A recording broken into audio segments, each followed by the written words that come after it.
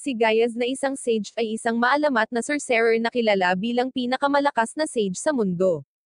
Sa kamanghamanghang mundong ito, ang lahat ng sage ay ipinanganak na may tinatawag na crest na nagdidikta sa kanilang mga mahiwagang kakayahan. Nakamit ni Gaius ang pinakamataas na posibleng antas sa kanyang crest ng paglikha, na ginagawa siyang pinakamalakas na sage na umiral. Gayunpaman, hindi pa rin siya nasisiyahan dahil maaari siyang maging mas makapangyarihan kung mayroon siyang pang-apat na crest ng close combat. Dahil imposibleng baguhin ang kanilang mga crest, nagpa siya si Gaius na muling magkatawang tao para makuha ang ika-4 na crest makalipas ang libu-libong taon. Nagsimula ang ating kwento kay Gaius nang tumungo siya sa kabisera sa murang edad na 12 para mag-enroll sa Second Academy. Tinatangkilik niya ang kalawakan at kagandahan ng kabisera, nang marinig niya ang isang babae na nagngangalang Alma na sumisigaw sa isang panday sa loob ng isang tindahan ng armas. Pumasok siya sa tindahan upang makinig pa sa kanilang pag-uusap, at narinig niya na nabasag ang mahiwagang espada ng kaibigan ni Alma nang sinusubukan nitong protektahan si Alma mula sa isang halimaw. Nagigilty talaga siya dito at kailangan niya itong ayusin ito para sa kanyang kaibigan, dahil sa susunod na araw na ang entrance exam ng Second Academy. Gayunpaman, hindi alam ng panday kung paano ayusin ang isang espada gamit ang enchantment ng mahika, kaya tinanggihan niya ang trabaho at inirekomenda siyang maghanap ng iba. Nang maramdaman ng kanyang desperasyon, si Gaius ay sumabat at sinabing gagawin niya ang pag-enchant ng mahika kung gagawin ng panday ang espada. Nahihirapan ang panday na paniwalaan na ang isang taong may pang-4 na crest ay maaaring gumawa ng isang bagay na tulad nito. Malalaman natin, na mula sa panahon ni Gaius libo-libong taon na ang nakalilipas hanggang sa kasalukuyang panahon, ang pinakamakapangyarihang crest ng close combat ay kahit papaano ay itinuturing na pinakamahina na crest, at ngayon ay mas kilala bilang crest of failure. Pagkatapos, si Alma, gayunpaman, ay may magandang pakiramdam kay Gaius at binigyan siya ng magic stone upang i-infuse gamit ang espada. Habang hinihintay ang panday na gawin ang espada, pumasok ang kaibigan niya sa tindahan. Parehong nagka-crush si Gaius at ang kaibigan ni Alma sa isa't isa. Namumula, ipinakilala niya ang sarili bilang si Lori. Di nagtagal, natapos ng panday ang paggawa ng espada. Inilapag ito ni Gaius sa mesa sa harap nila at kinuha ang magic stone. Sa isang simpleng haplos lang ng espada, nag-enchant siya ng pinahusay na fortitude at sander steel para maging matibay at magaan, para madaling magamit ni Lori sa labanan. Lahat sila ay hindi makapaniwala sa kung gaano kabilis niya itong ginawa, lalo na nang walang binibigkas na mga inkantasyon. Nagpa siya si Lori na subukan ito sa ilang mga paghampas, ngunit nauwi siya sa paghiwa ng mesa ng malinis sa kalahati sa pamamagitan lamang ng paghiwa sa mesa gamit ang dulo ng espada, at mukhang gumana ang enchantment. Kinabukasan, nakipagkita si Gaius kina Lori at Alma para kumuha ng practical entrance exam para sa Second Academy. Si Lori ay pumasa sa swordsmanship na bahagi ng pagsubok ng may mga kadalubhasan salamat sa kanyang bagong espada. Matapos marinig na si Gaius ang nag-enchant dito, nagpa siya ang kapitan ng mga kabalyero, si Hilt, na kumuha ng kanyang pagsusulit. Kung kakayanin niya madepensahan ang mga pag-atake ni Hill, ang kapitan ay magtitiyak sa kanyang pagpasok sa academy, anuman ang kanyang iba pang mga marka sa pagsusulit. Masayang tinanggap ni Gaius ang hamon at dinasormahan si Hill sa isang iglap. Napatulala ang kapitan, at ito ay sumuko. Susunod ay ang kastang exam, kung saan ang bawat kandidato ay kailangang makatama ng 5 target na may 5 arrow, isang uri ng incanted magic. Ang incanted magic ay isang paraan na maaaring gamitin ng sino man sa paggawa ng magic, sa pamamagitan ng pagbigkas ng mga partikular na salita. Sa layunin, ito ay isang kakaibang paraan dahil iniiwan nito ang caster na maging mahina sa pagdepensa sa kalagitnaan ng pag-enchant, at may mahinang conversion rate ng enerhiya ng caster sa kapangyarihan ng spell. Gayunpaman, sa mga kadahilanang hindi naiintindihan ni Gaius, ang incanted magic ay itinuturing na perpektong magic para sa labanan, at ang Crest of Creation, na lubos na tugma sa incanted magic, ay kilala rin bilang Crest of Glory sa panahong ito. Sa kanyang turn, nagpa siya si Gaius na gumamit ng isa pang diskarte. Ang kanyang Crest of Close Combat, na kilala ngayon bilang Crest of Failure, ay pinakamainam para sa walang salita na enchantment at may napakaliit na saklaw. Nagpalabas si Gaius ng wordless spell na tumama sa lahat ng 5 target ng sabay-sabay, ngunit nakakasira din sa karamihan ng bakuran ng paaralan dahil sa kakulangan ng katumpakan sa kanyang mahika. Namangha ang lahat habang nasasaksihan nila ang kapangyarihan ng wordless magic sa unang pagkakataon. Pagkatapos nito, pumasa silang tatlo sa entrance exam at naging magkaklase. Kinabukasan, dumalo sila sa opening ceremony kung saan ang punong guro ng Second Academy, si Edward, ay naghahatid ng isang napakaikling talumpati upang hikayatin ang mga mag-aaral, at pagkatapos ay pinili si Gaius mula sa madla upang sabihin sa kanya na pumunta sa kanyang opisina. 1,000 mga pag-iisip ang pumasok sa ulo ni Gaius, at inihanda niya ang kanyang sarili para sa pinakamasama. Sa kanyang sorpresa, pinuri siya ng punong guro para sa kanyang kahangahangang kasanayan sa espada at walang salita na mga spell. Kinumpirma niya ang mga hinala ni Gaius na ang wordless magic ay isang nawawalang craft, at na sistematikong inalis ng First Royal Academy ang wordless magic sa lahat. Hiniling ng punong guro na si Edward na gustong ipaalam ito sa iba, kay Gaius na turuan ang mga estudyante ng wordless magic para sa inter-school competition upang mapatunayan nila ang kapangyarihan ng mga wordless magic. Ipinakita ni Gaius ang kanyang mga kakayahan sa wordless magic, at pagkatapos ay nagsimulang turuan ang mga mag-aaral ng mga pangunahing pamamaraan. Sa lalong madaling panahon, karamihan sa kanila ay natutunan ito. Dumating ang araw ng inter-school competition makalipas ang 1 buwan. Nararamdaman ni Gaius ang presensya ng isang taong may 10 beses na mas mahiwagang kapangyarihan kaysa sa kanya, katumbas ng kapangyarihang ng isang demonyo. Pumunta siya sa arena para makita ang tatlong kalaban ng First Academy. Agad niyang napagtanto na ang nasa gitna ay isang demonyong nakabalat kayo, at ang pinagmula ng kapangyarihang mahika na naramdaman niya kanina. May peking crest pa ang demonyo para magmukhang tao, at sumali sa competition. Ang dalawang mandirigma sa magkabilang panig ay unang umatake, ngunit ang kanilang mga incantation ay masyadong mabagal, at pinabagsak sila ni Gaius sa isang wordless spell. Tanging ang demonyong estudyante lamang ang naiwan na nakatayo, na nabigla kaya nag-activate siya ng spell bago nagpanggap na mag-cast ng incantation. Napansin ito ng madla at nagtataka kung ano ang nangyayari sa mundo. Inihampas ni Gaius ang kanyang espada sa demonyo, na pinilit na lumipad pataas at gumanti ng wordless magic. Natama niya ang demonyo gamit ang kanyang espada habang nag-cast ng spell, na dumudurog para ipakita ang tunay na anyo ng demonyo. Sa pamamagitan nito, inilantad ni Gaius kung paano nakapasok ang mga demonyo sa First Academy libu-libong taon na ang nakalilipas, at sistematikong tinulig sa ang malakas na crest ng close combat sa paglipas ng panahon upang ang mga tao, ang kanilang walang hanggang kaaway, ay umasa sa mas mahinang anyo ng mahika. Habang sinusubukang lumikas ng mga estudyante, sinubukan ng demonyo na tumakas sa pamamagitan ng paglipad, ngunit pinutol ni Gaius ang isa sa kanyang mga pakpak bago siya lumipad at natalo ang demonyo. Si Gaius ay inanyayahan sa palasyo ng hari, kasama ang punong guro na si Edward upang gantimpalaan ang kanyang hindi kapani-paniwalang ginawa sa pagtalo sa isang demonyo. Hiniling ni Gaius ang karapatang gamitin ang lahat ng mga resources na matatagpuan sa mga piitan ng kaharian. Sa panahon ni Gaius, ang mga piitan ay ang pinakamahalagang pag-aari ng isang kaharian dahil naglalaman ang mga ito ng mahahalagang mahiwagang ores, at mga artifact ng halimaw. Gayunpaman, dahil ang mahiwagang kaalaman ay humihina na ngayon, walang nakakaalam ng kanilang tunay na halaga. Binibigyan siya ng hari ng access, at pagkatapos ay hiningi sa kanya ang kanyang opinyon sa biglaang pagkawala ng mga napili ng kaharian, isang titulo na ibinigay sa mga napakalakas na salamangkero. Napag-isipan ni Gaius na lahat sila ay mga demonyong nakabalat kayo at pinili nilang tumakas ng malantad ang estudyante sa First Academy. Dahil nalantad na ang kanilang pagbabalat kayo, naniniwala si Gaius na maghahanda sila para sa isang ganap na pag-atake sa kaharian at upang tuluyan itong kontrolin. Ang kanyang pinakamahusay na hula ay mayroon silang mga 3 buwan bago ang pag-atake na ito. Ang hari ay nababalisa, ngunit tiniyak ni Gaius sa kanya na ang kailangan lang ay isang mahiwagang barrier upang protektahan ang lungsod, na maaaring gawin sa loob ng 1 buwan sa pamamagitan ng nagkakaisang pagsisikap ng pangalawang mag-aaral sa academy. Inirerekomenda din niya na tuturuan pa sila lalo ng wordless magic.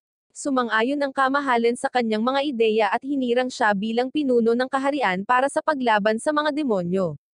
Nang maglaon, pumunta si Gaius sa treasury upang maghanap ng mga divine level na mahiwagang artifact na kailangan para sa paghahanda ng barrier. Ang isang partikular na espada ay pumukaw sa kanyang interes, at sa pag-aaral ng mga magic pattern na naka-enchant dito, nakilala niya ito bilang isa sa mga mahiwagang espada na ginawa niya sa kanyang nakaraang buhay. Kinuha niya ito, pati na rin ang isang asol na pendant na ginawa niya sa kanyang nakaraang buhay, na may kakayahang dagdagan ang mga nadagdag mula sa mga puntos ng karanasan. Matapos galugarin ang buong treasury, kailangan pa rin niya ng higit pang mga item at nagpa siya na pumunta sa mga piitan upang hanapin ang mga ito. Sa paaralan, inanyayahan niya sina Alma at Lori na pumunta sa mga piitan kasama niya bilang isang partido. Gayunpaman, nag-aalanggan silang pumunta dahil sa tingin nila ay magiging sagabal lang sila. Sinabi ni Alma na siya ay palaging magaling sa archery, ngunit sinabihan na pigilan na ito dahil hindi ito magandang ipare sa enchanted magic. Gayunpaman, hindi siya magaling sa isang espada. Madaling inayos ni Gaius ang kanyang problema, kumuha siya ng bow at nag-enchant ng isang arrow gamit ang simpleng wordless magic, na naging dahilan upang sumabog ang target na tinamaan niya nito at pinatutunayan na ang archery ay isang mahalagang kasanayan sa pakikipaglaban. Bukod dito, si Alma ang may crest para sa rapid firing, na natural na gagawing lubos na katugma sa archery skill. Tiniyak din niya sa isang nasasabik na si Lori na tutulungan niya itong pagbutihin ang mga enchantment para samantalahin ang kanyang crest of creation. Ang crest sa kanyang nakaraang buhay na pinili niyang itapon sa pamamagitan ng pag-reincarnate. Ngayon ito ay nag-uudyok sa mga babae, at pumayag silang sumama sa kanyang partido. Pumasok ang tatlo sa piitan kung saan ginagamit ni Gaius ang unang palapag para sanayin sina Alma at Lori. Ang mga halimaw ay naiiba sa bawat palapag, ngunit ang unang palapag ay karaniwang may mga hindi mapanganib na halimaw. Nakahanap si Gaius ng isang maliit na halimaw na parang alimango, at inilagay ito sa isang tumpok ng mga bato bilang target upang magsanay ng kanyang archery skill. Matagumpay na na-enchant ni Alma ang arrow at natamon ang halimaw sa unang pagsubok. Susunod, hiniling sa kanya ni Gaius na hawakan ang arrow ng mas matagal bago ito bitawan at mag-concentrate sa tilapon ng arrow.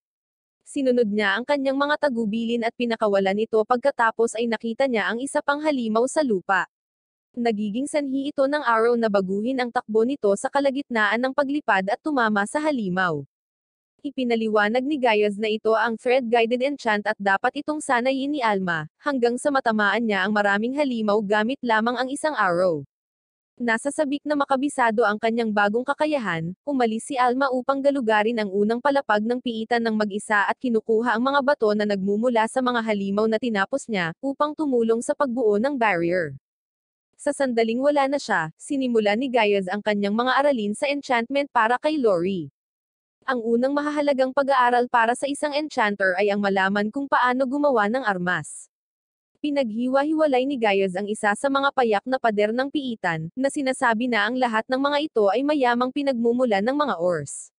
Itinuro sa kanya ni Gaius kung paano kunin ang mga ores mula sa hilaw na material, at linisin ang mga ito upang maging purong mga metal at mineral. Matagumpay na na-extract ni Lori ang purong mithril at bakal mula sa hilaw na materyales mismo. Sa oras na bumalik si Alma na may dalang isang bungkus ng mga bato, alam na ni Lori ang mga pangunahing kaalaman sa paggawa at pag-enchant ng mga espada. Masaya sa kanilang pag-unlad, nagpa siya si Gaius na pumunta sila sa ika-10 palapag upang subukan ang lahat ng kanilang natutunan. Sina Alma at Lori ay tinatalo ang mga halimaw sa pamamagitan ng pagtutulungan nila.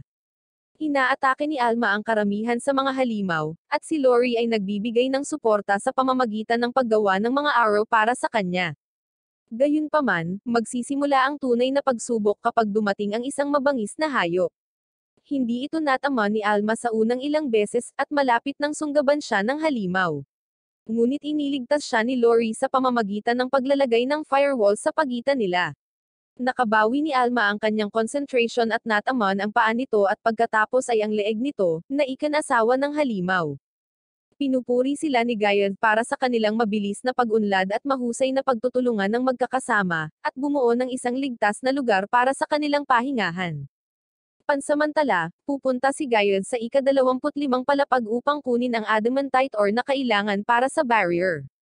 Matapos marinig ito, hindi makapaniwala si Alma dahil ang pinakamalayong napuntahan ng sinuman ay ang 23rd floor na siyang partido na pinamumunuan ni Gaius, ang Diyos ng Mahika. Nalilito si Gaius sa taong may pangalang Gaius ngunit baka nagkataon lamang ito. Bumaba siya sa mas malalim na palapag hanggang sa makakita siya ng mga batong naglalaman ng adamantite. Bigla niyang nadetect ang presensya ng isang malakas na halimaw at nahulaan na ito ay isang floor boss. Isinasaalang-alang ito ang kanyang unang pagsubok na may crest ng close combat, sumusugod siya sa aura. Inalis niya ang landas ng anumang mga hadlang na mga halimaw na lumapit sa kanya. Nararamdaman nito na nagmumula ito sa likuran at umiiwas lang sa pag-atake. Ang halimaw ay isang Arc Serpent, isang agresibong halimaw na may malalakas na lunges at isang makamandag na kagat na maaari pang sum-iron ng mga bato. Hinarap niya ito ng direkta, ngunit ang kanyang espada ay halos hindi epektibo sa matigas nitong kaliskis. Sa wakas, dinurog niya ang isang magic stone upang maglabas ng mga mahiwagang enerhiya na natipon niya sa kanyang talim upang makagawa ng isang malakas na hampas na tumalo sa ahas. Nang matalo na ang halimaw, umalis ang partido sa piitan at pumunta sa isa sa mga guild ng lungsod para ibenta ang ulo ng halimaw at magic stone. Kahit na ang magic stone mula sa halimaw ay mas malaki kaysa sa anumang nakita ng lungsod, hindi ito sapat para sa barrier ni Gaius. Ang guild ay nagbibigay sa kanila ng malaking pabuya na 750 gintong barya para sa mga kalakal na hinati ni Gaius ng pantay-pantay sa kanilang tatlo. Habang nakikipag-usap at naglalakad sa paligid ng bayan, naramdaman ni Gaius ang dalawang demonyong papunta sa akademya. Ang isa sa mga demonyo ay medyo mahina, habang ang isa ay mas malakas kaysa sa kanyang nakaharap sa kompetisyon ng Interhigh. Plano nilang harangin ang mga demonyo bago sila makarating sa akademya, na si Gaius ay haharap sa mas malakas na halimaw habang ang dalawang babae ay haharap sa mas mahina. Unang umatake si Gaius, ngunit hindi ito umubra dahil wala siyang sapat na magic para talunin sila. Kaya sa halip, ginagamit na lang niya ang spell ng demonyo sa pamamagitan ng pagkontrol dito. Hinailan niya pababa ang mga demonyo hanggang sa malapit na sila para matamaan ni Alma ang mas mahinang demonyo. Gumagamit siya ng mga enchanted arrow na nagpapabagal sa kalaban. Dahil sa inis, ang mahinang demonyo ay nakipaghiwalay sa isa at inilipat ang kanyang atensyon sa dalawa pa. Ang mas malakas na demonyo ay gumawa ng malawak na spell na imposibleng iwasan. Gayunpaman, sinira ito ni Gaius sa pamamagitan ng spell sa mahina nitong spot. Nagulat ang demonyo dahil ito ang unang pagkakataon sa buong buhay niya na natalo ng isang tao ang galaw na iyon. Ginagamit ni Gaius ang kanyang hindi mabilang na karanasan sa pakikipaglaban mula sa kanyang nakaraang buhay upang atakihin ang demonyo gamit ang kanyang espada. Ang demonyo ay nagpasya na umatras sa ngayon, ngunit si Gaius ay nagcast ng spell sa kanya, na nagpapalitan ng mahiwagang enerhiya ng isang host laban sa kanila, na naging dahilan upang ang demonyo ay mawalan ng kakayahan. Bilang isang huling hakbang, sinubukan niyang gumawa ng isang spell sa demonyo na nag-aalay ng kanyang buhay para magpatawag ng kawan ng mga halimaw, ngunit inaasahan ito ni Gaius at pinigilan ito. Nang wala ng ibang pagpipilian, tinanggap ng demonyo ang kanyang pagkatalo. Samantala, sina Alma at Lori ay bumibili ng oras sa pamamagitan ng patuloy na paghampas sa mas mahinang demonyo gamit ang mga arrow, at paggamit ng kanyang recovery time upang umatras. Kapag tapos na si Gaius na talunin ang demonyo, pumunta siya sa kanila upang tulungan ang dalawang babae. Matapos makita ng demonyo na natalo ang kanyang mas malakas na kasabwat, gumawa siya ng matalinong desisyon na tumakas. Dahil hindi na magawa ni Gaius ang paglipad papunta sa kanya, nagpaputok si Alma ng palason na humihiwa sa isa sa kanyang mga pakpak dahilan upang mawalan siya ng balanse sa paglipad. Hinampas ni Gaius ang kabilang pakpak na napilitang bumagsak ang demonyo sa lupa. Kinabukasan, inanyayahan ng hari ang tatlo sa palasyo upang purihin sila at pagbigyan ng kanilang mga kahilingan. Bilang kapalit sa kanilang matapang na aksyon, humingi si Gaius ng higit pang mga piitan, habang sina Alma at Lori ay tumatanggap ng mga gantimpala ng pera.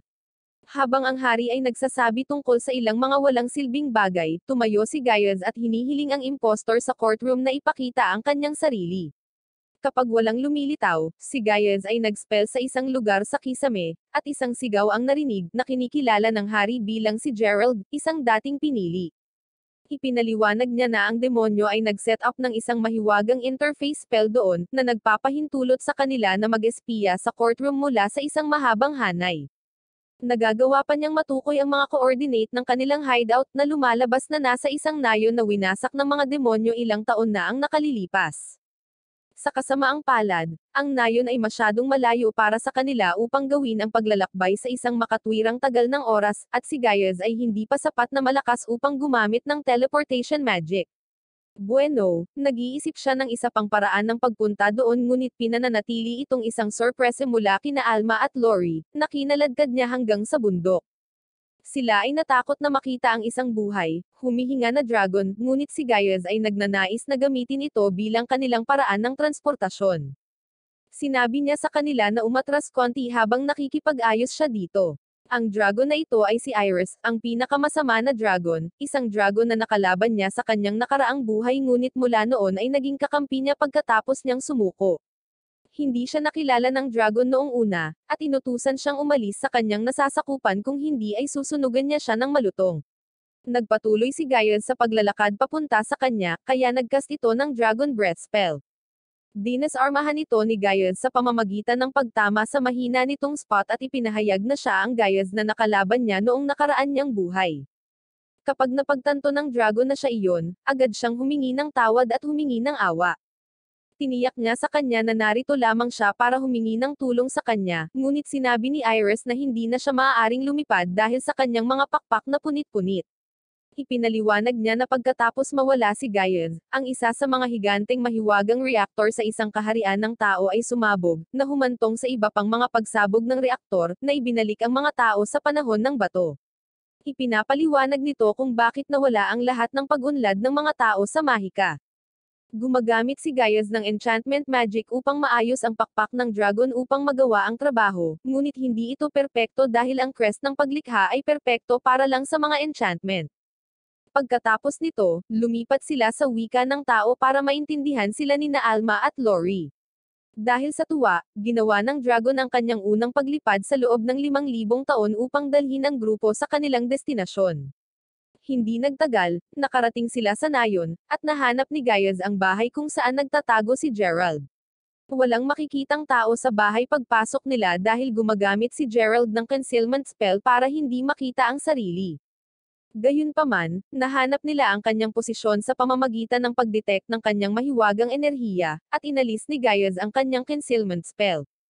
Si Gerald ay nagpatuloy sa pag-atake, ngunit si Gaius ay patuloy na umiiwas sa kanyang mga galaw habang si Alma ay patuloy na humahagis ng mga palaso sa kanya.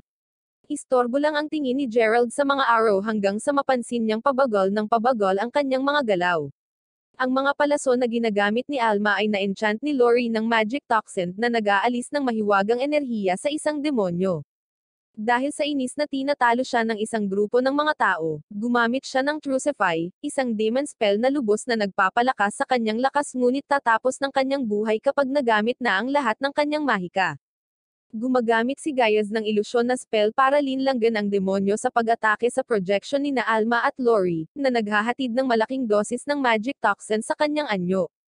Umatake si Alma ng panghuling palaso sa kanyang ulo, at natalo si Gerald. Pagkatapos nito, sinabi ni Gaius kina Alma at Lori na hintayin siya sa taas kasama si Iris habang nakikipaglaban siya sa isang mas malakas na kalaban. Nang nasa ligtas na silang distansya, dinudurog niya ang 3 magic stone upang ilabas ang kanyang enerhiya, na pinilit na magpakita ang demonyong naramdaman niya kanina.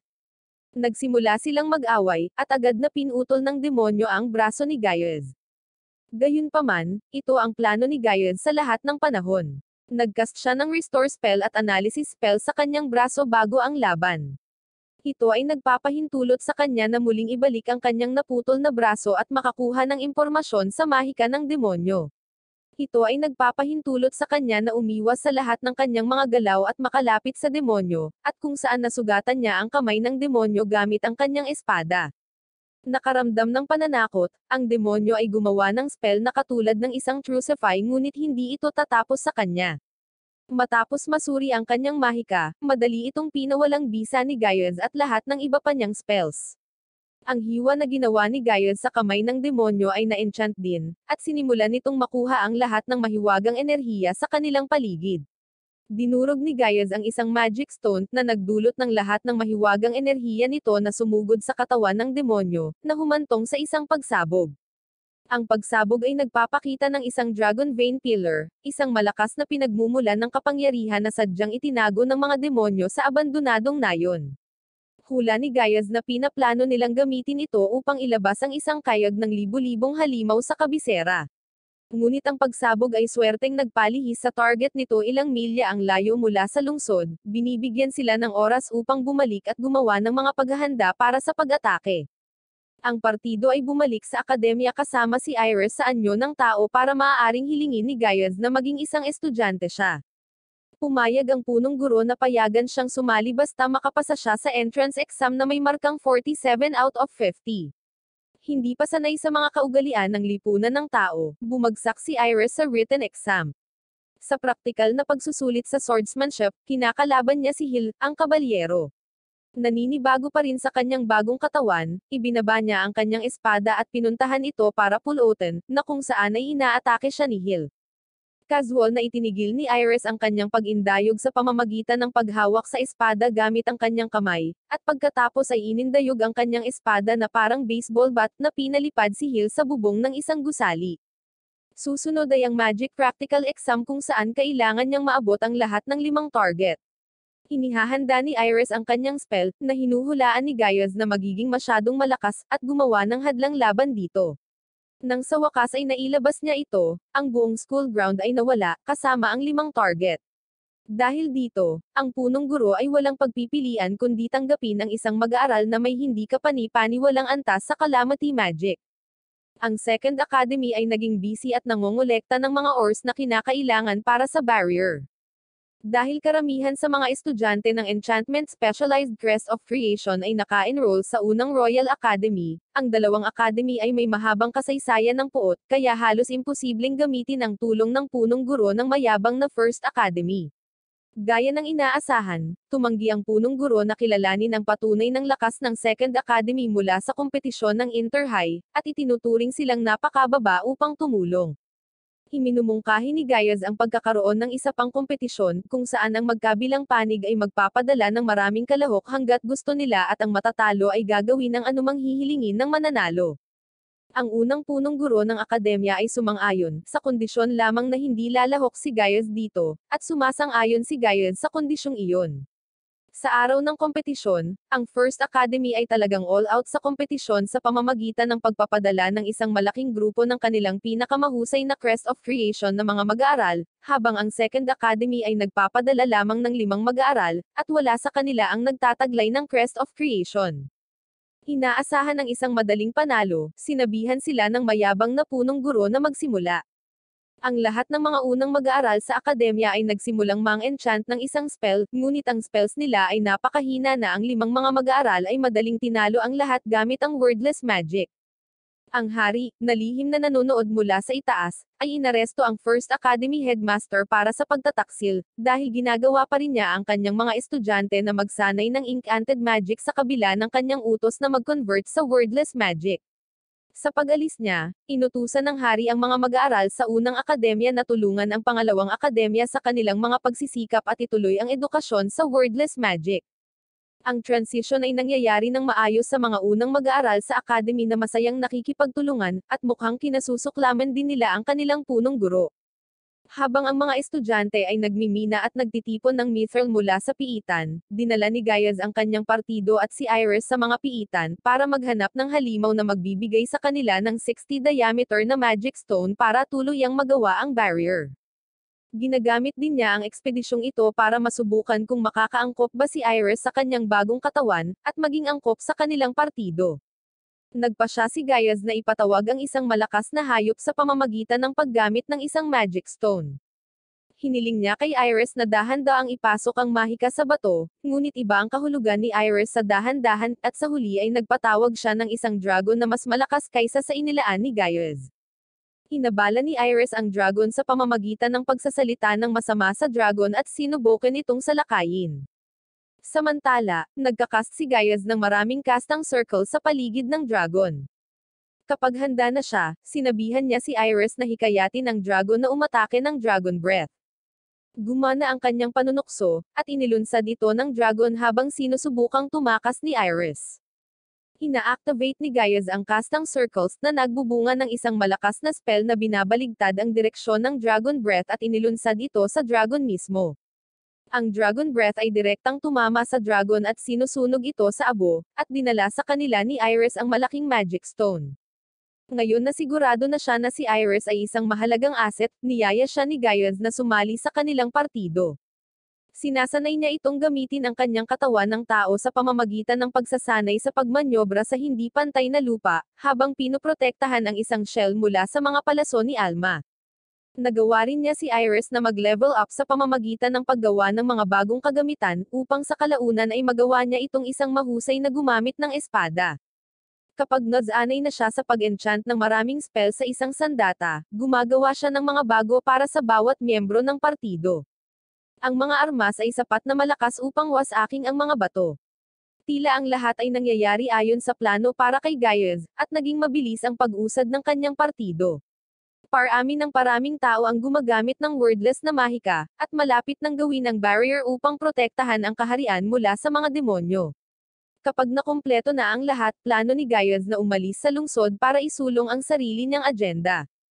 Ang araw ng pagtatayo ng barrier sa wakas ay dumating na. Nakita ni Gaius ang isang malaking mahiwagang presensya sa itaas ng Second Academy.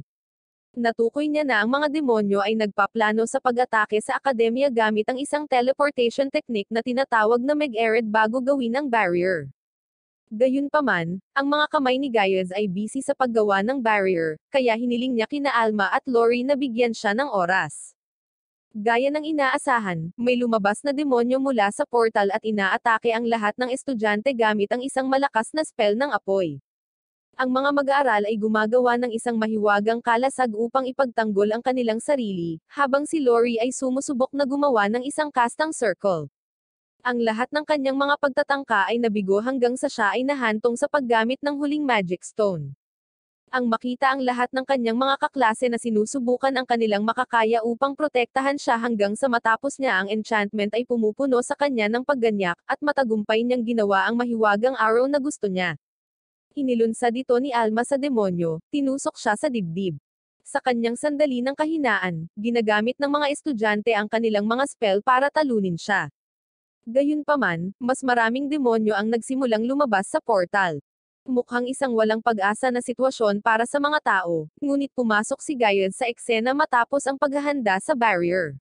Mag-isa niyang tinatalo ang lahat ng mga demonyo, at ang lahat ng mga estudyante ay sabay-sabay na naghiyawan. Kapag natalo na ang mga demonyo, ina-activate ni Gaius ang barrier sa pamamagitan ng paglalagay ng huling magic stone sa lugar. Isang magandang iridescent na simboryo ang nakapalibot sa kaharian, na nagpo-protekta sa mga tao mula sa panganib. Gayunpaman, hindi pa tapos ang kanilang trabaho. Naaalala niyo ang Dragon Vein Pillar. Ang mga halimaw na ipinatawag nito ay sa wakas ay nakarating na malapit sa kaharian, at ang mga mag-aaral ay dapat natalunin ang mga ito bago nila atakihin ang mga kalapit na nayon. Ang mga mag-aaral ang humaharap sa unang alon ng mga demonyo, ngunit ang partido ni Gaius ay pumasok upang lipulin ang pangalawang alon ng mas malalakas na mga demonyo. Ang huling hamon ay ang walang void tornado, isang uri ng halimaw na lumalaki sa pamamagitan ng paglamon sa iba pang mga halimaw. Hindi ito isang hamon, gayunpaman, dahil ang malakas na si Gaius ay talagang pinapakain ito ng mga magic stone upang palakihin pa ito ng higit pa, upang makakuha sila ng mas mahusay na mga mapagkukunan mula dito kapag matalo nila ito. Pagkatapos, sumugod si Gaius gamit ang ilang mga hiwa ng kanyang enchanted sword at pinutol ang ulo nito. Ngayong naasikaso na ni Gaius ang lahat ng agarang pagbabante sa kaharian, nais niyang umalis sa akademya upang makahanap ng higit pang mga Dragon Vein Pillars. Nag-aalok ang punong guro na panatilihin siya sa mga talaan ng mag-aaral bilang isang espesyal na mag-aaral sa scholarship upang magamit niya ang tulong ng paaralan kung sakaling magkaproblema siya. Pinapaabot din niya ang scholarship sa mga miyembro ng partido ni Gaius kapag nagpasya silang samahan siya sa kanyang mga pakikipagsapalaran. Ang mga mag-aaral ay nagpaalam sa kanila, at ang apat ay umalis na sa akademya. Si Gaius at ang kanyang partido ay umalis sa kanilang pakikipagsapalaran, at ang mga babae ay medyo nasasabik na umalis sa kabisera sa unang pagkakataon. Ang kanilang unang destinasyon ay ang Mickey Dungeon City, na itinayo sa ibabaw ng piitan. Laking gulat ni Gaius nang malaman niya na ang lungsod ay nasa itaas ng mga piitan dahil hindi pa niya ito naririnig noong panahon niya, at nag-aalinlangan siya tungkol sa kaligtasan nito. Sinabi ni na Lori at Alma na aabutin sila ng ilang araw sa paglalakbay patungo sa Dungeon City, ngunit sinabi ni na Gaius at Iris na hindi masyadong malayo kung tatahakin nila ang ruta sa kagubatan. Kinakabahang sinabi sa kanya ni Lori na ang kagubatan ay isang lungga ng halimaw kung saan natagpuan ang malalakas na matatalinong halimaw. Sa halip na hadlangan siya, ang impormasyong ito ay mas lalong nagpainteresado kay Gaius na dumaan sa kagubatan. Pumasok sila sa kagubatan, at nakakapagtaka, walang halimaw sa paligid nila. Nagpa siya ang koponan na magpahinga sa tanghalian, ngunit iminumungkahi ni Gaius na dapat nilang kunin ang pagkakataong ito na kumain ng sariwang karne at nagmamadaling manghuli ng ilang halimaw. Malayo siya sa mga babae at nararamdaman niya na ang kagubatan ay puno ng mga halimaw, ngunit sila ay gumagalaw sa isang maayos na paraan, halos parang may nag-uutos sa kanila. Napagtanto ni Gaius na nasa likod nila ang matalinong halimaw, at hinuhulaan niya na susunod na sasalakayin siya nito. Isang mabangis na halimaw ang umatake sa kanya, at tinapos ito ni Gaius at bumalik sa mga babae. Takot sila sa halimaw, at sinabi sa kanila ni Gaius na hindi ito malakas or sapat na matalino upang magdulot sa kanya ng anumang kahirapan. Pagkatapos ay naglabas siya ng isang higanteng baboy ramo na kanyang kinuha mula sa kanyang imbakan, at ipinahayag na ito ang kanilang hapunan. Ginagamit ni Lori ang kanyang mga kakayahan upang pinuhin ang bakal mula sa lupa sa isang punto, at pumunta si Alma upang kumuha ng ilang mga halamang gamot para sa panimple habang si Iris ay nagpuputol ng panggatong. Nagpaikot-ikot si Alma habang nagluluto at nagdulot ng pagsabog habang nilalaga ang mga halamang gamot. Nang maglaon, lumikha siya ng sopas ng tubig sa alkantarilya na kahit si Iris ay hindi makain. Gayunpaman, ang karne ng baboy ramo ay masarap, at pagkatapos mapuno ang kanilang mga tiyan, ang partido ay nagsimulang lumipat patungo sa Dungeon City. Walang halimaw na lumalapit sa kanila dahil natalo na ang kanilang amo. Narating nila ang lungsod ng piitan pagkatapos ng paglubog ng araw at nalaman na ito ay madilim at halos walang laman. Pagdating nila, nag-ilaw ang isang mahiwagang poste ng lampara malapit sa kanila, ngunit nagbibigay ito ng kakaibang mga magic signature.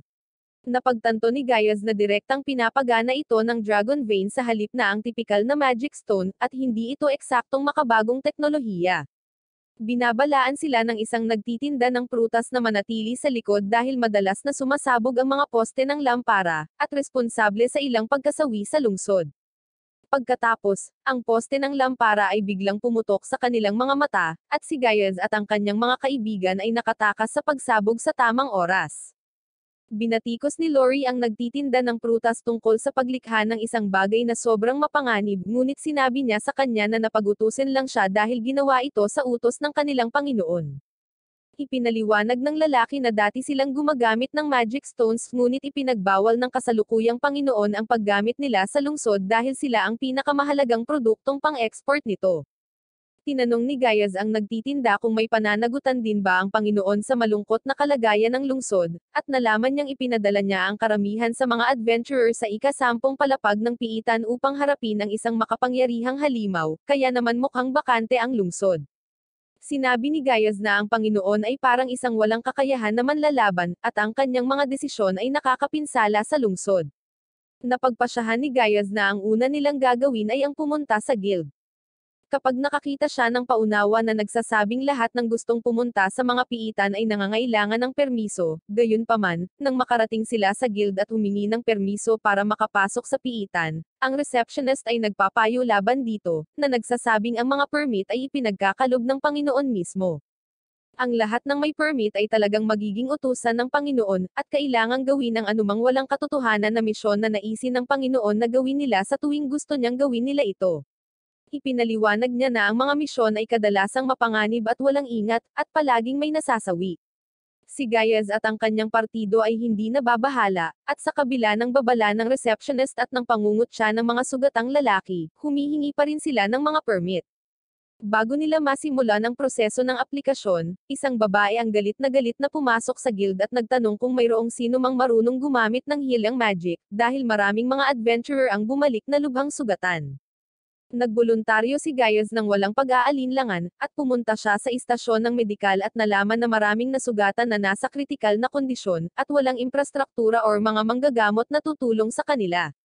Galit na galit si Gaius at nagtanong kung bakit walang mga manggagamot ang kanilang lungsod, at nalaman niya na karamihan sa mga healer ay pinaalis ng kasalukuyang Panginoon dahil itinuturing niya silang isang pag-aaksaya ng pera. Determinado si Gaius na iligtas ang lahat dito, at sinusuri niya ang magic energies ng lahat upang matukoy ang kalubhaan ng kanilang mga pinsala, at inilagay ang mga may bilang na tablet sa pagkakasunod-sunod ng kalubhaan ng kanilang mga pinsala. Plano niyang pagalingin ang mga ito sa pagkakasunod-sunod ng kanilang kalubhaan ng sugat sa tulong ng kanyang partido. Gayunpaman, sinisikap ng mga medik na itaboy siya dahil hindi nila kayang ipagsapalaran ang pagkawala ng mga adventurer sa kamay ng isang tao na may crest of failure. Pinatunayan ni Gaius na makakatulong siya sa pamamagitan ng pagpapagaling sa pinakamalubhang nasugatang adventurer. Mabilis silang pinatigil nito, at hiniling ni Gaius na makipagtulungan sila sa kanya upang iligtas ang lahat ng mga adventurer. Pagkatapos ng mahabang gabi ng walang tigil na pag-uukol ng mga healing spells, si Gaius ay pagod, ngunit siya ay napanatag na walang nasawi. Tinanong siya ng pangunahing medik kung nagkataon ba siyang isang sikat na manggagamot, ngunit itinanggi ni Gaius ang pagiging mahalaga sa sinuman at sinabing wala siyang magagawa kung hindi siya tinulungan ng lahat. Pinasalamatan siya ng doktor, at tinanong siya ni Gaius tungkol sa naunang Panginoon at kung paano hinirang ang kahalili. Narinig ni Gaius ang mga kwento na ang dating Panginoon ay isang disenteng pinuno, at gusto niyang malaman kung bakit siya biglang napalitan ng isang walang kakayahan na Panginoon. Sinabi ng mediko na ang dating Panginoon ay biglang nasawi sa kanyang pagtulog, at walang nakakaalam ng eksaktong dahilan ng kanyang pagpanaw. Ipinagpalagay ni Gaius na malamang na pinaslang ng mga demonyo ang Panginoon, at isa sa kanila ang pumwesto. Iniisip niya na ang pagtatayo ng isang lungsod sa ibabaw ng isang mapanganib na piitan ay pwedeng plano din ng mga demonyo sa unang lugar, at nagpa siya siyang makita kung ano ang kanilang ginagawa.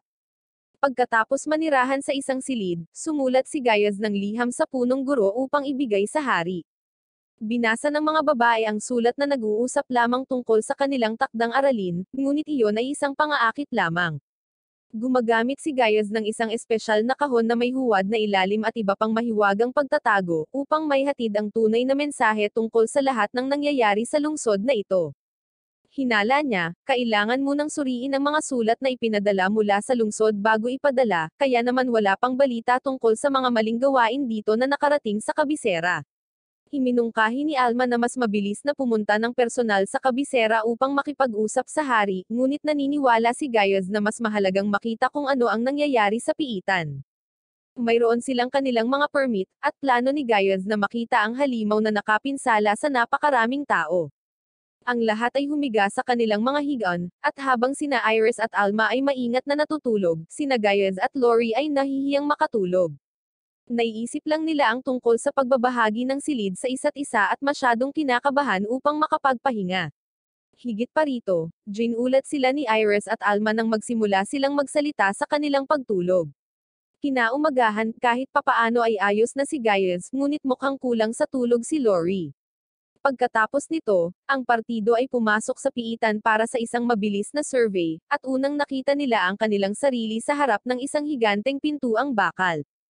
Sinabi ni Gaius na ang gate ay mukhang matigas lamang, at ang isang malakas na halimaw ay madaling makakalusot dito.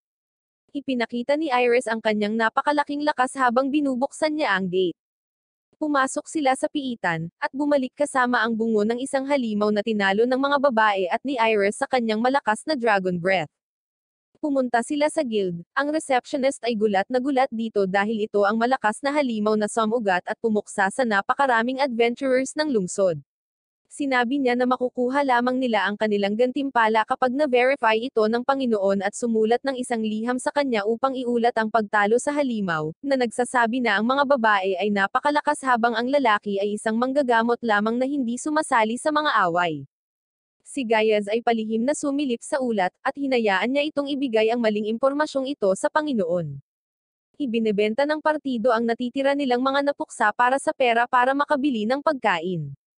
Samantala, nakuha ng Panginoon ang ulat, at plano niyang harapin ang partidong tumalo sa malakas na halimaw. Sa hapunan, pinupuri ni Gaius ang mga babae sa pagpapalakas at pagpapatunay ng kanilang pagtutulungan. May ilang tao sa kainan na nagbabantay sa kanila, at napansin sila ni Gaius. Kahit na umalis na ang partido sa kainan, ang mga lalaki ay patuloy na sumusunod sa kanila, at napagpasyahan ni Gaius na sila ay inutusan ng Panginoon, na naudyukan sa pagkilos pagkatapos nilang talunin ang halimaw. Binago ni Gaius ang ruta at gumamit ng telepathy spell para sabihin sa mga babae na sila ay sinusundan ng mga kasamahan ng Panginoon.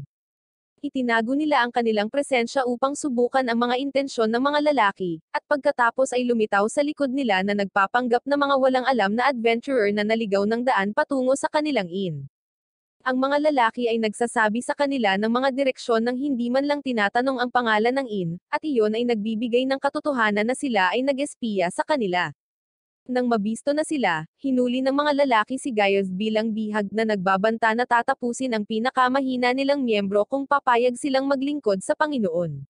Nag-iinarte si Gaius, at kanyang pag-aarte ay gaya ni Angie Salvacion, at ang mga lalaki ay naniniwala na siya ay isang healer lamang at ang pinakamahina sa grupo. Nagtatawanan sila at ipinapahayag na ang kanilang partido ay kailangang maging mga alipin ng Panginoon or masasawi sila. Ngayon, sinabihan ni Gaius si Iris na talunin silang lahat ng walang anumang armas, at casual siyang lumakad patungo sa kanila. Iniisip ng mga lalaki na wala siyang pagkakataon laban sa kanila, at inatake siya ng isa sa kanila gamit ang kanyang metal club, ngunit naputol ito habang hinaharangan niya ang kanyang pag-atake gamit ang kanyang kamay. Isa-isang tinalo ni Iris ang mga lalaki, pinapatumba sila. Si Gaius nakalaya sa kanila at siya ay naglalagay ng pagsubaybay, at pagtukoy ng demonyo sa kanila upang subukan ang kanyang mga hinala tungkol sa Panginoon. Kinaumagahan, nakatanggap si Gaius ng salita mula sa mensahero ng hari at sinabi sa kanyang grupo na kailangan nilang umalis kaagad. Pumunta sila upang salubungin ang mensahero sa isang partikular na lugar sa mga dungeon, at tanging si Gaius lamang ang nakakadama ng kanyang presensya at tumawag sa kanila. Ipinakilala ng mensahero ang kanyang sarili bilang Ake or Rick, at inutusan siyang itago ang kanyang presensya hanggang sa matuklasan siya ni Gaius. Sinabi ni Rick na may dala siyang mensahe mula sa hari tungkol sa mga nakakabagabag na bagay na nangyayari sa Dungeon City. Naglabas siya ng sulat, binasa ang utos ng hari na kunin ang Panginoon ng Dungeon City sa kustodiya, at binigyan si Gaius ng karapatang arestuhin siya sa ilalim ng pangangasiwa ni Rick. Nagpasalamat si Gaius sa utos at plano niya itong arestuhin sa lalong madaling panahon.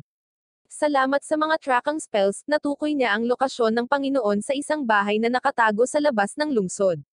Alam ni Rick na ang bahay ng Panginoon ay mahigpit na binabantayan, gusto niyang tawagan ang kabalyero para sa reinforcement, ngunit sinabi sa kanya ni Gaius na ang kanyang koponan ay sapat na malakas upang makapasok dito. Dumating silang 5 sa bahay nang makitang kakaiba ang katahimikan dito. Ang gate ay sarado sa kalagitnaan ng araw, at walang mga bantay sa labas. Ginagamit ni Gaius ang kanyang spell sa paghahanap at nakakakita ng maraming lalaki na naghihintay sa kanila sa loob ng bahay. Sa palagay niya ay nalaman ng Panginoon ang tungkol sa kanilang plano na sakupin siya at pinalalakas ang kanyang mga depensa. Iniisip ni Rick na masyadong mapanganib na arestuhin ang Panginoon ngayon, at iminumungkahi niya na dapat na lang silang bumalik sa susunod. Ngunit sinabi sa kanya ni Gaius na susugod sila sa harap na pasukan. Pumasok sila mismo sa pangunahing pinto at sinalubong sila ng mga lalaki na nag-iisip na pumasok sila sa kanilang bitag. Minamaliit nila ang mga ito dahil 5 lang sila, at inaatake nila sila ng maraming spell na ibinato sa kanila, ngunit hinaranggan itong lahat ni Lori ng isang kalasag. Pinupuri siya ni Gaius na nagsasabi na ang kanyang casting speed ay bumilis ng husto. Susunod, naglunsad siya ng Thunderbolt sa mga lalaki at pinabagsak silang lahat sa isang spell lang. Iniisip ni Rick na pwedeng nagtatago ang Panginoon sa ikalawang palapag, ngunit nakita ni Gaius ang kanyang magic signature na nagmumula sa basement. Sinabi ni Lori na ang mga blueprint para sa gusali ay walang binanggit tungkol sa isang basement, at sinabi niya sa kanya na ito ay pwedeng inilihim.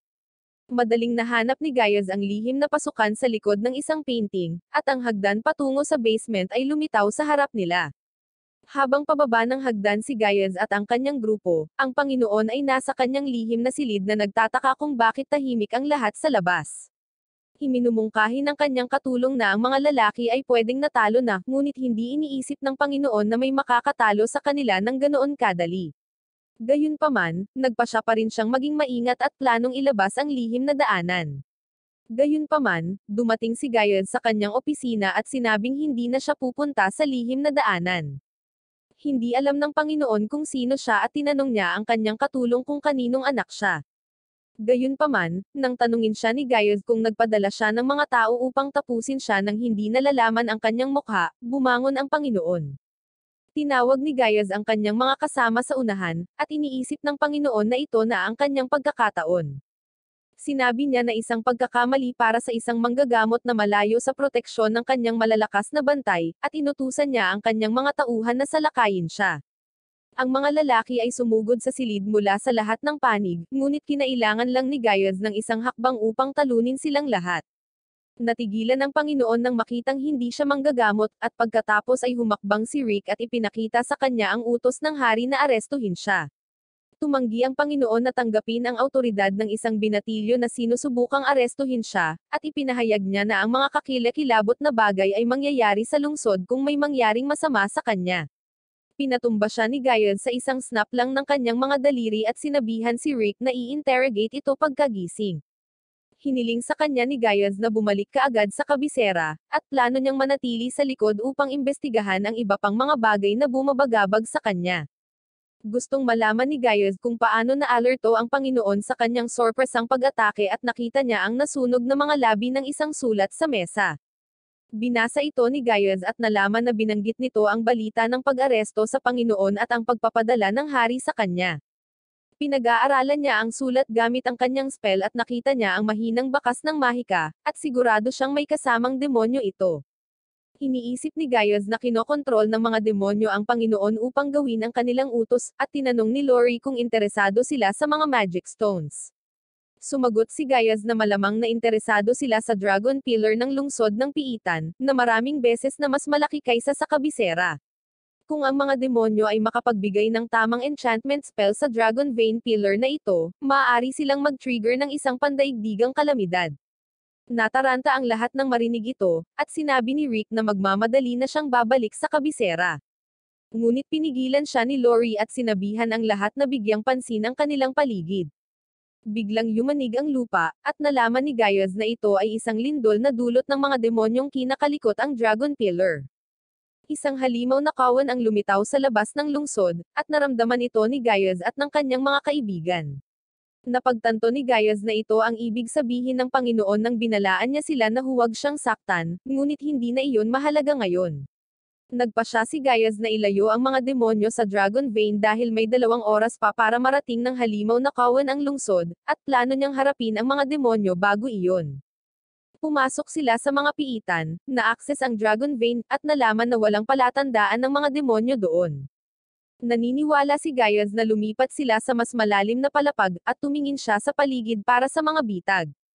Pagkatapos nito, hiniling niya kay Iris na maghukay sa isang lugar sa dingding, at sinira niya ang pader at dinala sila sa Dragon Vein.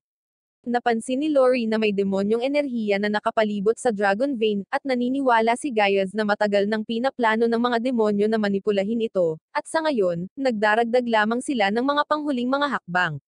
Nagpasya siyang hatiin ang kanilang puwersa sa dalawa upang ayusin ang Dragon Vein habang tinatalo ang mga demonyo.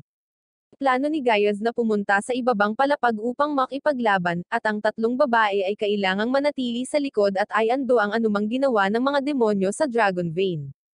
Nataranta si Lori dahil hindi siya kumpiyansa na magagawa niya ito nang wala ang tulong nito, ngunit nagtiwala si Gaius sa kanya, at comfort rin siya ng kanyang mga kaibigan.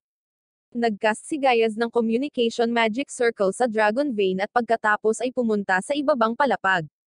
Habang nakikipaglaban si Gaius sa mga halimaw sa ibabang palapag, palagi siyang nakikipag-ugnayan kay Lori, na nakakahanap ng abnormal na daloy ng mahika at nagsisikap na ipawalang bisa ito. Binalaan siya ni Gaius na maging mabagal at maging matatag dahil sa isang maling galaw lang, maaari niyang pasabugan ang buong lungsod. Pagkatapos natugisin ni Gaius ang mga halimaw na nasa harapan niya, napagtanto niyang malapit na siya sa pinagtataguan ng demonyo. Pumasok si Gaius sa isang bukas na lugar at nakahanap ng demonyong gumagamit ng mahika para manipulahin ang Dragon Vein. Napansin din ng demonyo na itinatago niya ang kanyang presensya at tinawag siya. Hinarap ni Gaius ang demonyo at nakahanap ng bahagyang pagbabago sa kanyang mahika, at napagpasyahan niya na gumagamit siya ng mahika sa komunikasyon. Nagcast si Gaius sa kanyang stream ng komunikasyon at nalaman na ang demonyo ay nakikipag-ugnayan sa kanyang Panginoon na nagsasalita tungkol sa kanya. Hinala ng master ng demonyo na si Gaius ay hindi nagtatrabaho ng mag-isa, at isa sa kanyang mga kasamahan ay sinusubukang ibalik ang Dragon Vein. Inutusan niya ang kanyang kampan na tapusin silang dalawa ng mabilis at binalaan siyang mag-ingat habang nakikipaglaban sa kanila. Iniisip ni Gaius na ang Panginoong Demonyo ay tila matalino at may kaalaman, at inaasahan niyang magkaroon ng magandang pakikipaglaban sa kanya. Agad siyang nagsumite ng mga enchantment sa kanyang espada at inatake ang demonyo, na hinero ang ganito gamit ng isang exploding barrier. Tumalon pabalik si Gaius upang iwasan ito, at sinubukan siya ng demonyo na wala siyang laban sa kanyang exploding barrier. Sinabihan din siya ng amo ng demonyo na tapusin ng mabilis ang laban bago makahanap ng paraan ang kanyang kalaban para makalusot sa kanyang barrier. Sigurado si Gaius na ang exploding barrier ay isang spell na partikular na nilikha upang labanan siya, at ang demonyong kinakalaban niya ngayon ay ang pinakamalakas na nakita niya sa buhay na ito. Nakipag-ugnayan siya kay Lori at sinabihan siyang i-cast kaagad ang magic circles na numero 14 at 17. Tinutuya ng demonyo si Gaius na sinasabing ginawa na niya ang lahat ng paghahanda para talunin siya. Inaatake siya ni Gaius, ngunit gumamit ng magic blast sa kanya ang demonyo bago siya makalapit. Sa palagay niya ay natalo niya siya, ngunit inatake siya ni Gaius mula sa likuran, at binalaan siya ng amo ng demonyo sa oras na kontrahin ang pag-ataking iyon. Sinasabi ng demonyo na ang isang tama mula sa kanyang pag-atake ay tatapos ng sinumang tao, at sinagot ni Gaius na hindi siya makakatama sa kanya. Ang demonyong master ay patuloy na nagbibigay ng mga tagubilin sa kanyang underlang tungkol sa kung paano labanan ang isang crest of failure, at ang demonyo ay sumusunod sa mga tagubilin at gumagamit ng isang serye ng mga ranged magic attack para pigilan si Gaius na makalapit, or makatakas sa kanya. Ngunit ipinagtatanggol ni Gaius ang kanyang sarili gamit ang isang barrier. Nakipag-ugnayan muli si Gaius kay Lori at sinabihan siyang panatilihing handa ang mga spell na hiniling niya sa kanya na ihanda, dahil maaaring kailanganin niya ang mga ito anumang oras ngayon. Ang demonyong nasa harapan niya ay nadidismaya, at tinanong niya ang kanyang amo kung ano ang susunod niyang gagawin. Sinabihan siya ng kanyang master na magpatuloy sa ikalawang yugto ng kanilang plano at akitin si Gaius sa bitag. Hinihintay din iyon ni Gaius, at sumugod siya sa demonyo, na naglunsad sa kanya ng mahika habang lumilipad palayo. Hiniling ni Gaius kay Lori na i-cast muna ang spell number 14, at nakansele ang mga bitag na inilatag ng mga demonyo para sa kanya. Nataranta ang demonyo at sinubukang makipag-ugnayan sa kanyang amo, ngunit pagkatapos ay nag-spell si Lori ng numero 17, at naputol din ang komunikasyon.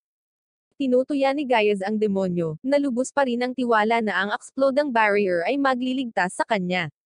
Inaatake siya ni Gaius gamit ang mahika, at ang hadlang ay madaling pinalihis ang kanyang pag-atake, ngunit patuloy siyang naglulunsad ng mga magic bullet. Tumawa ang demonyo, siniguro ang kanyang kaligtasan, ngunit inatake ni Gaius ang kanyang harang gamit ang kanyang espada. Nalaman na niya ang cooldown duration sa paggamit ng kakayahan ng kanyang exploding barrier, at gamit ang pagkakataong iyon, sinira niya ito. Lumipad ang demonyo, tinawag siyang halimaw, at pagkatapos ay muling itinatag ng kanyang amo ang channel ng komunikasyon. Ang demonyo ay nababalisa, at inaangkin niya na si Gaius ay talagang ang muling pagkakatawang tao ng malakas na sage, ngunit ang amo ng demonyo ay tumanggi na aliwin ang pag-iisip na iyon, na sinasabing kung siya talaga ang malakas na sage tinapos na niya ito. Napagtanto ni Gaius na kung kilala siya ng amo ng demonyo mula sa kanyang nakaraang buhay, tiyak na siya ay matanda na at mapanganib. Inutusan ng master ang demonyo na gamitin ang kanyang ultimate resort na tinatawag na misfortune. Na-overload niya ang sarili niya ng magic at buffs up sa isang iglap habang naglulunsad siya ng mga pag-atake kay Gaius na madaling umiwas sa lahat ng ito. Siya ay gumanti at pinabagsak ang demonyo sa lupa bago ginamit ang kanyang espada upang ilunsa ang isang malalakas na pag-atake. Ang demonyo ay hindi makaiwas sa aerial slash at nawalan ng braso, at pagkatapos ay tinalo ito ni Gaius sa susunod na atake. Ipinaalam niya kay Lori at sa iba pa na ang demonyo ay natalo na, at sila ay lubos na nasiyahan. Ang kawan ng halimaw na patungo sa piitan ng lungsod ay nawawala sa sandaling maibalik ni Lori ang Dragon Vein. Ipinagtanggol siya ni na Alma at Iris sa lahat ng papasok na halimaw. Ngayon ang tanging bagay na natitira ay upang talunin ang Master Demon na nagbibigay ng mga utos, at sinubukan ni Gaius na hanapin siya. Ang demonyo ay biglang nagsimulang magsalita sa kanya at ipinahayag na hindi niya siya mahahanap. Napagtanto ni Gaius na ang demonyong master ay natap din sa channel ng komunikasyon niya kay Lori, at nagulat siya. Nalaman niya na ang signal ay nagmumula sa isang bayan na ilang milya ang layo mula dito, ngunit ito ay isang pangaakit lamang. Inamin ni Gaius na wala siyang paraan upang sabihin kung saan nagtatago ang demonyo, ngunit sinabi niya na sa huli ay mag-aaway sila sa isa't isa. Walang intensyon ng demonyo na labanan siya at sinabi sa kanya na kailangan muna niyang hanapin siya. Tila siya ay naselyuhan sa isang malaking magic stone sa isang madilim na lugar at biglang pinutol ang channel ng komunikasyon. Talagang humanga si Gaius sa demonyo, at pakiramdam niya ay magiging isang hamon sa ibang level ang pagtalo sa kanya kaysa sa mga pinagdaanan nila ng kanyang partido sa ngayon. Nang maupo ang partido para magpahinga, ipinaliwanag niya na hahanapin nila ngayon ang amo ng mga demonyo. Itinatago niya ang kanyang presensya gamit ang isang relay device at isang decoy, ngunit ang spell ng komunikasyon ay may kaunting bakas ng magic caster nito. Naitala ni Gaius ang bakas sa Magic Stone, at nagulat si Alma na magagawa niya iyon. Pagkatapos ay sinabi niya sa kanila na mayroong isang sinaunang aparato na maaaring magbasa ng Magic Stone, at matukoy ang lokasyon ng caster mula sa kanyang magic signature. Sinabi ni Lori na hindi pa niya narinig ang tungkol sa gayong aparato, at sinagot ni Gaius na ito ay isang bagay mula pa noong unang panahon. Nagulat sina Lori at Alma nang marinig ito, at tinanong nila si Gaius kung paano niya nalaman ang aparato na ito. Medyo natamimi si Gaius bago sinabing siya ang gumawa mismo ng aparato na ito. Naglabas siya ng mapa at sinabi na ang device ay matatagpuan sa kasalukuyang Rinia Alliance, sa kabila ng borderline ng kaharian. Nagpasya si Gaius na pinakamadaling tumawid sa borderline sa tulong ng hari, kaya nagpasya silang bumalik sa kabisera. Dumating sila sa Second Academy Campus upang makita na wala na ito sa isang piraso. Nalilito sila nang makita ito, ngunit habang naglalakad sila, napansin nilang ang pangalawang campus ng Academy ay sumasailalim sa kumpletong reconstruction. Sa sandaling iyon, dumating ang punong guro upang batiin si Gaius, at tinanong niya siya kung ano ang nangyayari dito. Ipinaliwanag ng punong guro na muli nilang itinatayo ang Second Academy mula sa simula, at pinaplano nilang gawin itong parang kuta na hindi mapasok ng kahit na mga demonyo. Ang mga klase ay gaganapin sa unang academy ngayon, at ang mga mag-aaral ng parehong akademya ay tumutulong din sa mga gawain. Pagkatapos nito, pumunta sila sa pansamantalang opisina ng punong guro at ipaalam sa kanya na may isa pang demonyo na humihila ng mga string sa Dungeon City, at itinago niya ang kanyang lokasyon. Upang mahanap siya, kailangan nilang tumawid sa borderline kasama ang alyansa ng Rinier. Nalaman ni Gaius na sila ay kanilang mga kaalyado at nagtanong kung tutulungan sila ng hari na tumawid sa borderline. Sinabi ng punong guro na ipaparating niya ang mensahe sa kanyang kamahalan at hinihiling na makuha niya ang kooperasyon ng Rinia Alliances Guild upang matiyak na maayos ang lahat. Ang partido ay nag-aalok na tumulong sa pagtatayo hanggang sa makuha nila ang go signal upang tumawid sa borderline, at ang punong guro ay nalulugod na tutulong sila sa kanila. Isinasaalang-alang ni Gaius ang mga plano at nagmumungkahi ng mga ideya upang palakasin pa ang bagong gusali, habang tinuturuan ni Lori ang ibang mga estudyante kung paano ma-enchant ang mga materyales sa gusali. Sinubukan ni Iris na tumulong sa pamamagitan ng pagdadala ng mga bakal na kagamitan, ngunit siya ay malamaya at mas maraming nagagawang pinsala kaysa sa tulong. Pagkalipas ng ilang araw, kumuha sila ng written permit at rekomendasyon mula sa hari at umalis para sa Rinia Alliance. Medyo nasasabik ang mga babae dahil hindi pa sila nakaalis sa kaharian, at gusto nilang makita kung anong klaseng lugar ang Rinia Alliance. Dahil sa rekomendasyon ng hari, wala silang problema sa pagdaan sa mga checkpoint, at mabilis silang nakarating sa kanilang destinasyon. Siyempre, hindi lang ito ang naging hadlang nila sa pagpunta sa lokasyon ng device. Ang lugar kung saan naruroon ang device ay minarkahan bilang isang restricted red region dahil ang magic signature ng device ay napakalakas na maaari itong magdulot ng kalamidad kung hindi iingatan. Ayon sa impormasyon mula sa headmaster, ang mga A-rank na adventurer lamang mula sa kanilang guild ang autorisadong ma-access ito. Nagpasya si Gaius na dapat silang maging A-rank adventurers sa lalong madaling panahon. Nagtataka ang mga babae kung bakit kailangan nilang sundin ang mga alituntunin ng guild kung mayroon silang pahintulot ng hari, ngunit nais ni Gaius na gawin ito ng ligtas.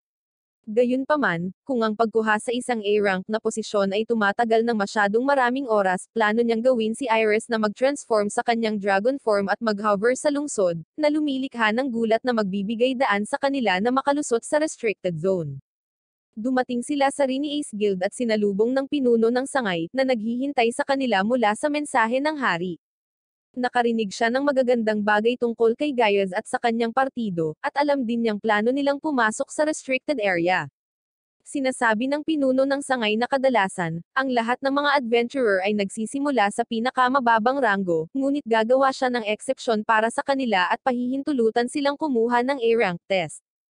Pagkatapos, ipinaliwanag niya na lahat sila ay dapat pumasa sa A-rank test, na isang mock fight sa isang proctor bago pumunta sa restricted region. Sa sandaling iyon, si Giluwas, isang sikat na S-rank adventurer ng Rinio, ay pumasok at nagsabi na siya ang magiging proctor ng pagsusulit. Sinabi ng pinuno ng sangay na hindi siya maaaring maging proctor, at alam ni Gaius ang dahilan sa likod ng pahayag na iyon. Nararamdaman niya ang napakatinding magic power ni Giluwas na maihahambing sa demonyo. Gayunpaman, kahit gaano pa siya kasikat sa kanyang bansa, hindi pa nabalitaan ni Gaius at ng kanyang partido ang tungkol sa S-rank adventurer. Ibinulong ng pinuno ng sangay kay Gaius na iniisip lang ni Giluwas ang pakikipaglaban sa lahat ng oras, ngunit hindi niya gusto ang pahayag na iyon. Sinasabi ng pinuno ng sangay na tumawag siya ng isa pang proctor, ngunit sinabi ni Giluwas na umalis siya dahil masama ang pakiramdam niya. Si Giluwas ay nagpumilit sa pagiging proctor, at ang pinuno ng sangay ay masyadong natatakot sa kanya upang gawin ang anumang bagay tungkol dito. Walang problema si Gaius sa pagbabago sa proctor, ngunit sinabi sa kanya ng pinuno ng sangay na wala pang nakapasa sa pagsusulit ni Giluwas. Palagi niyang binabagsak ang karamihan sa mga tao nang hindi man lang nilalabanan ang mga ito dahil naniniwala siya na sila ay masyadong mahina, at ang kanyang oras ay masasayang sa kanila. Sinabi ni Giluwas na kakalabanin lamang niya ang mga malalakas na tao, at nakita siyang kawili-wili ni Gaius. Pumunta sila sa arena kung saan nilalampasan niya sina Iris, Alma, at Lori nang hindi man lang sila nilalabanan ngunit pinipilit niyang makipagduel kay Gaius. Marami siyang narinig tungkol sa kanya at gusto niyang harapin ang lalaking ito na nakilala bilang isang Demon Slayer. Napagtanto ni Gaius na ito ang kanyang plano sa simula, at tinanggap niya ang hamon. Pumasok sila sa arena, at nagsimula ang referee sa pamamagitan ng pagpapalam sa kanila ng mga patakaran ng labanan. Nag-stretch si Giluwas habang umaasa na ngayon ay makakalaban niya ang isang malakas, at si Gaius ay interesado rin sa mga kakayahan ng isang S-rank na adventurer. Sa labas ng arena, ang kanyang mga kaibigan ay bahagyang nag-aalala tungkol sa kanya, at ang pinuno ng sangay ay nagsabi na si Giluwas ay isang malakas sa labanan na hindi pa natatalo sa isang tunggalian. Magsisimula ang tunggalian, at sinabi ni Giluwas na hindi siya gumagamit ng anumang mahika upang lumaban, ngunit magagawa ni Gaius kung ano gusto niya. May impresyon si Gaius na si Giluwas ay isang malakas na manlalaban katulad niya, batay sa kanyang magic signature, at tinanong niya siya kung minamaliit niya siya sa pamamagitan ng hindi paggamit ng magic. Sumasagot si Giluwas na hindi niya sinusubukang bigyan siya ng partida, hindi lang siya gumagamit ng magic.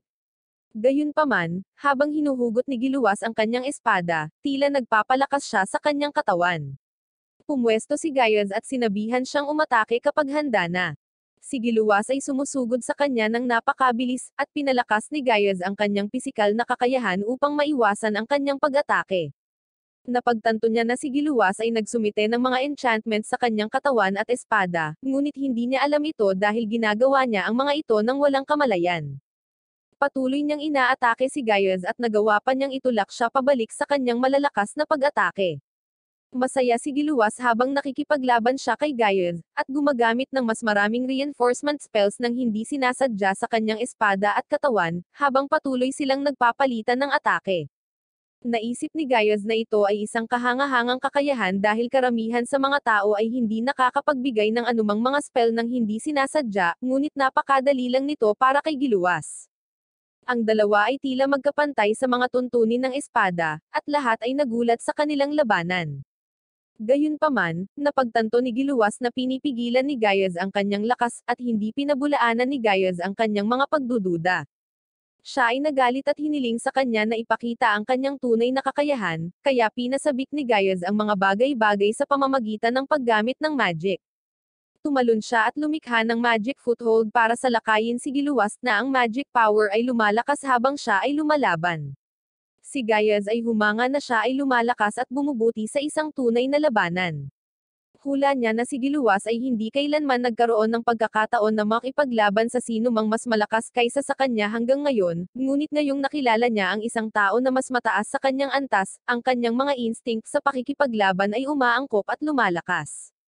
Nagmamadali si Giluwas patungo kay Gaius at pagkatapos ay tumalon ng mataas sa langit, at naisip ni Gaius na delikado na gawin iyon nang hindi gumagamit ng mga mahika. Gayunpaman, ginagamit ni Giluwas ang parehong magic na ginamit niya at tumalon sa hangin gamit ang magic foothold. Hindi makapaniwala si Gaius na maaari niyang kopyahin ito pagkatapos makita ito ng isang beses, at pagkatapos ay hineranggan ang kanyang susunod na pag-atake. Iniisip ni Giluwas na ang pag-atake ay tumama kay Gaius at naisip na natalo niya na ang kanyang kalaban, ngunit habang siya ay tumatawa, ang alikabok ay lumilinaw, at si Gaius ay hindi nasaktan. Pinupuri niya si Giluwas para sa kanyang ginawa, ngunit sinabi niya na hindi ito sapat upang ibagsak siya dahil kulang siya sa pagsasanay sa kanyang spellcasting. Siya ay sumugod patungo sa kanya, gumamit ng physical enhancement magic para madaig siya, at itinapon siya sa pader ng arena. Itinutok ni Gaius ang kanyang espada sa kanya, at tinanggap ni Giluwas ang kanyang pagkatalo. Nahihiya siya dahil ito ang unang beses na natalo siya, ngunit pinuri siya ni Gaius na nagsabing ang kanyang mga kakayahan ay hindi kapani-paniwala. Nagtanong si Giluwas kung paano siya magiging kasing lakas ni Gaius, at binigay niya sa kanya ang librong isinulat niya sa mga spell para matulungan siyang umunlad sa combat magic. Naniniwala si Gaius na may talento si Giluwas na malampasan kahit siya, ngunit sa tingin ni Giluwas ay kinukutya siya. Tiniyak ni Gaius sa kanya na siya ay seryoso at ang pag-aaral ng lahat ng bagay sa libro ay magpapalakas sa kanya. Mababa ang tingin ni Giluwas sa mahika dahil sa palagay niya ang lahat ng spells ay maaari lamang isagawa sa pamamagitan ng pagbigkas ng mga spells na iniiwan ng caster na mahina. Gayunpaman, itinuro ni Gaius na ang wordless magic ay hindi mahina, at si Giluwas, sa katunayan, ay ginagamit ito ng hindi namamalayan. Sinabi sa kanya ni Gaius na kung sisimulan niya ang mga spells na iyon ng may kamalayan, lalo siyang lalakas. Sinet ni Giluwas sa kanyang isip sa pagpapabuti ng kanyang combat magic. Gayunpaman, sumasakit ang ulo niya matapos basahin ang unang pahina at tinanong si Gaius kung may spell na maaaring magpatalino sa kanya.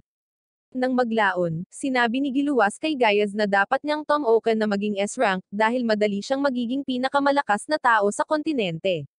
Ngunit tumanggi si Gaius sa kanyang alok na sapat na pagiging A-rank para makapasok siya sa kanyang destinasyon, na nasa rehiyon ng Folier. Medyo natense si Giluwas nang marinig ang pangalang iyon at sinabi sa kanya na sa ngayon, kakaibang lugar ang Folier. Malaki ang pinagbago ng kapaligiran doon kamakailan, na lalong humihigpit ang mga checkpoint at nawawala ang maraming adventure party. Sinabi ni Giluwas kay Gaius na kung magkakaroon siya ng mga problema, maaari siyang tumawag sa kanya para sa tulong.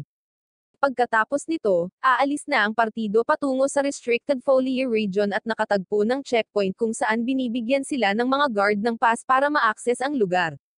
Binabalaan nila sila na ang mga daanan ay para lamang sa pangunahing kalsada, at hindi sila dapat lumihis dito. Iniisip ng mga babae na ang checkpoint ay hindi kasing higpit ng kanilang narinig, ngunit nakita ni Gaius ang isang magic code na nakasulat sa mga passes. Idini-decode niya ang mensahe sa pass na nagsasabing mayroong banta na dapat harapin kaagad. Nagulat ang mga babae nang mabasa ito at nagtataka kung ano ang ibig sabihin nito, ngunit sinabi ni Gaius na ang nilalaman ay hindi ang pinakamahalagang bagay sa ngayon. Ang teknolohiya ng kodang na ginamit sa pass ay ang parehong ginagamit ng mga demonyo. Ang mga babae ay natigilan nang malaman ito, ngunit sinabi ni Gaius sa kanila na ang mga gwardya ay talagang mga tao, at ang taong nakikipag-ugnayan sa mga demonyo ay dapat na mas mataas. Pinaghihinalaan ng partido na ang buong rehiyon ng Folier ay nasa kontrol na ngayon ng mga demonyo, at iyon ang dahilan kung bakit itinuturing ng mga gwardya na isang banta ang sinumang kaina-hinalang tagalabas. Pagkatapos, makikita ang malaking grupo ng mga bandido na naghihintay na tambangan sila sa di kalayuan. Naiintindihan nila na ito ang ibig sabihin ni Giluwas nang sabihin niyang nawawala ang mga partido sa rehiyon ng Folier. Humingi ng pahintulot si Iris na puksain ng lahat ng mga bandido, ngunit nagpa siya si Gaius laban dito at sinabing patulugin na lang sila. Ayaw niyang lumikha ng kaguluhan, dahil iyon ay magpapahirap sa pagpasok sa lungsod, at binigyan niya sina Lori at Alma ng pampatulog para palihim na patulugin ang mga tulisan, habang sila ni Iris ay nakakagambala sa kanila. Lumilikha siya ng mga ilusyon nina Lori at Alma na mukhang sapat na kapanipaniwala mula sa malayo, at nagsimula ang plano. Sumigaw si Gayaz na sinasalakay sila, at napagtanto ng mga tulisan na natagpuan na sila. Hindi na sila nagdadalawang isip pa at naglunsad ng mga palaso sa kanila. Pinalihis ni Iris ang mga arrow, ngunit ang ilan ay tumama pa rin sa kanya, at siya ay nagalit. Aatakihin na sana niya ang mga bandido, pero pinatid siya ni Gayaz dahil sigurado siyang may masasawi kapag sinalakay niya sila. Gamit ang pagkakataong nilikha ni Gayaz, si Lori at Alma ay nakalusot sa likod ng mga bandido at inactivate nila ang magic item at pinakawalan ang sleeping gas. Nakatulog ang mga bandido, at pagkatapos makita ang ulap ng gas, pumunta sina Gayaz at Iris para suriin sila. Napag-alaman nilang hindi makaalis sa gas sina Lori at Alma sa oras, at mahimbing din silang natutulog. Nang makita silang mahimbing na natutulog, nagpasya si Iris na pagtripan si Alma at gumuhit sa kanyang mukha. Nakita ni Gayaz na masyadong cute si Lori habang natutulog, ngunit ginigising pa rin niya ito at binalaan siya na isaalang-alang ang hanay ng mga magic tool bago gamitin ang mga ito. Kinakabahan si Lori na humingi ng tawad at pagkatapos ay tumalikod upang makita ang kanyang kaibigan na may mga peking bigot sa kanyang mukha. Tinatawanan siya ni Lori habang napagtanto ni Alma na si Iris ang may gawa nito, at inaaway siya nito. Pagkatapos nito, pumunta sila sa Folia City, na tila puno ng mga pagawaan na patuloy na naglalabas ng usok at singaw. Nararamdaman ng mga babae ang nakakatakot na kapaligiran sa lungsod, at nakita ni na Lori at Gayaz ang higit sa 30 mahiwagang mga lagda na kumalat sa buong lungsod. Idinagdag ni Gayaz na ang mga magic signature ay medyo maliit, ngunit iyon ay dahil lamang sa itinatago ng mga demonyo ang kanilang presensya. Tinanong ni na Lori at Alma si Gayaz kung paano magkakaroon ng napakaraming demonyo sa lungsod, dahil sinabi niya sa kanila na ayaw ng mga demonyo na magtrabaho ng magkakagrupo. Ipinaliwanag niya na ang Folia City ay malamang na nasakop ng mga demi-demon, isang espesyal na klase ng mga demonyo na hindi maaaring gumamit ng anumang mga espesyal na spell ngunit nagtutulungan sa mga grupo. Naniniwala siya na kung ang demi-demon ang kumokontrol sa lungsod, at naging mas magulo ang sitwasyon kaysa sa inaasahan niya. Mahigpit din ang seguridad, ngunit dahil nakumpirma na nila na ang mga demi-demon ay namumuno sa lungsod, pakiramdam niya ay hindi na niya kailangang dumaan sa pangunahing pasukan. Sinabi ni Gayaz sa kanyang mga kaibigan na nakahanap siya ng isang bagay na kawili-wili at dinala sila sa isang nakatagong daanan, na natuklasan niya sa pamamagitan ng pag-alis ng magic cast dito. Naniniwala siya na ito ay isang daanan na eksklusibong ginamit ng mga demonyo at aakayin sila mismo sa gitna ng lungsod. Pumasok sila sa lihim na daanan upang makalusot sa lungsod, ngunit kailangan muna nilang dumaan sa mga mabahong imburnal. Medyo madilim ang imburnal, at habang sumusulong sila, sinabihan sila ni Gayaz na huminto habang may nasasagap ang kanyang mahika sa pagtuklas. May isang demonyong naghihintay sa gilid, at ang grupo ay nagtataka kung paano nila siya haharapin. Sinabi ni Gayaz na dadaan sila ng walang kahirap-hirap, at gumamit siya ng spell na nagpapahintulot sa kanya na maglakad sa mga dingding. Si Gayaz ay umabot sa kabilang panig, at inalis niya ang kanyang mga kamay sa dingding sa likod mismo ng demi-demon, at gumamit ng isang spell na naglalagay sa kanya sa pagkatulala. Tinawag niya ang kanyang mga kaibigan sa unahan dahil ligtas na ito ngayon, at sinabing ang lalaking ito lang ang nagbabantay. Gumamit siya ng kakaibang spell para mapurol ang kanyang sentido ng ilang sandali, at maaari silang umalis nang hindi sila nakikita. Nais din ni Iris na gumuhit sa kanyang mukha, ngunit pinigilan siya ni Gayaz na gawin iyon. Nakarating sila sa bayan at palihim na umiikot upang maiwasang matagpuan. Ang kapaligiran sa loob ng lungsod ay mas masahol pa kaysa sa tila sa labas, at sinabi ni Alma na kahit ang Dungeon City ay maituturing na isang magandang lugar kumpara dito. Ang lahat ng mga tao sa bayan ay parang mga zombie, naglalakad na walang patutunguhan na bulag ang tingin na para bang nasa isang uri ng kawalan ng ulirat, at hindi nila napansin ang partido ni Gayaz na nakatayo mismo sa gitna ng kalsada. Napansin ni Gayaz na kakaiba rin ang kanilang mga magic signature, kaya pinahinto niya ang isang lalaki at nalaman niyang may kung anong spellcast sa kanya. Napagtanto niya na ito ay isang spell na tinatawag na Thought Paralysis, at isang faction spell na katulad ng ginawa niya sa nagbabantay kanina. Sigurado ang kanyang mga kaibigan na gawain ito ng mga demonyo. Nakahanap sila ng mahabang pila sa harap ng isang pabrika kung saan ang isang demonyo ay nagsasagawa ng paralysis spell sa mga taong bayan, upang masakop sila sa walang pag-iisip na pagtatrabaho sa pabrika. Si Gaius at ang kanyang mga kaibigan ay sumali rin sa linya, at siya ay nagbigay ng counter spell sa lahat upang sila ay magpanggap na nasa ilalim ng spell, at pumasok sa pabrika upang mag-imbestiga. Pinaalalahanan niya si Iris na kumilos na parang tulali, at isinasapuso niya ang payo nito ngunit napatid habang naglalakad. Ang isa sa mga demonyo ay tumatakbo sa kanya, at naniniwala siya na siya ay nagdurusa mula sa isang labis na dosis ng paralysis ng pag-iisip. Nagrereklamo siya na ang labis na dosis ng mga tao ay nababawasan ang kanilang kahusayan, ngunit pagkatapos ay pinapayagan silang magpatuloy. Nagulat silang lahat sa natagpuan nila sa loob ng pabrika. Ang mga tao ay nagtatrabaho sa isang malaking pabrika ng pagpino, at ang teknolohiyang ginagamit nila ay mas advanced kaysa sa karamihan ng mga lugar. Nagtataka si Alma kung anong uri ng mineral ang kanilang ginagawa, at sinabi sa kanya ni Gaius na ito ay Rancan Magical Ore, isang uri ng mineral na maaaring gamitin sa paggawa ng mga pampasabog. Ang isang toneladang purong Rancan explosive ay maaaring mag-alis ng isang buong kaharian. Ngunit sinabi ni Gaius na ang pagkuha ng ganoong purong kristal ay aabutin ng mga dekada. Siyempre, masyadong delikado pa rin ang pabrika, at hindi nila ito maaaring pabayaan. Kaya, sila ay nagpaplano ng isang diskarte upang ibagsak ito. Una niyang minarkahan ang lokasyon ng lahat ng 30 demi-demon sa mapa, at itinuro na sila ay pangunahing nagtitipon sa sentro ng lungsod. Sinabi niya na magiging mahirap na ihiwalay ang mga demi-demon para talunin sila, dahil mas gugustuhin nilang manatiling malapit sa isa't isa upang mapanatili ang kanilang ibinahaging kamalayan, kung saan maaari silang makipag-usap sa isa't isa at makamit ang walang kamali-mali na pagtutulungan ng magkakasama.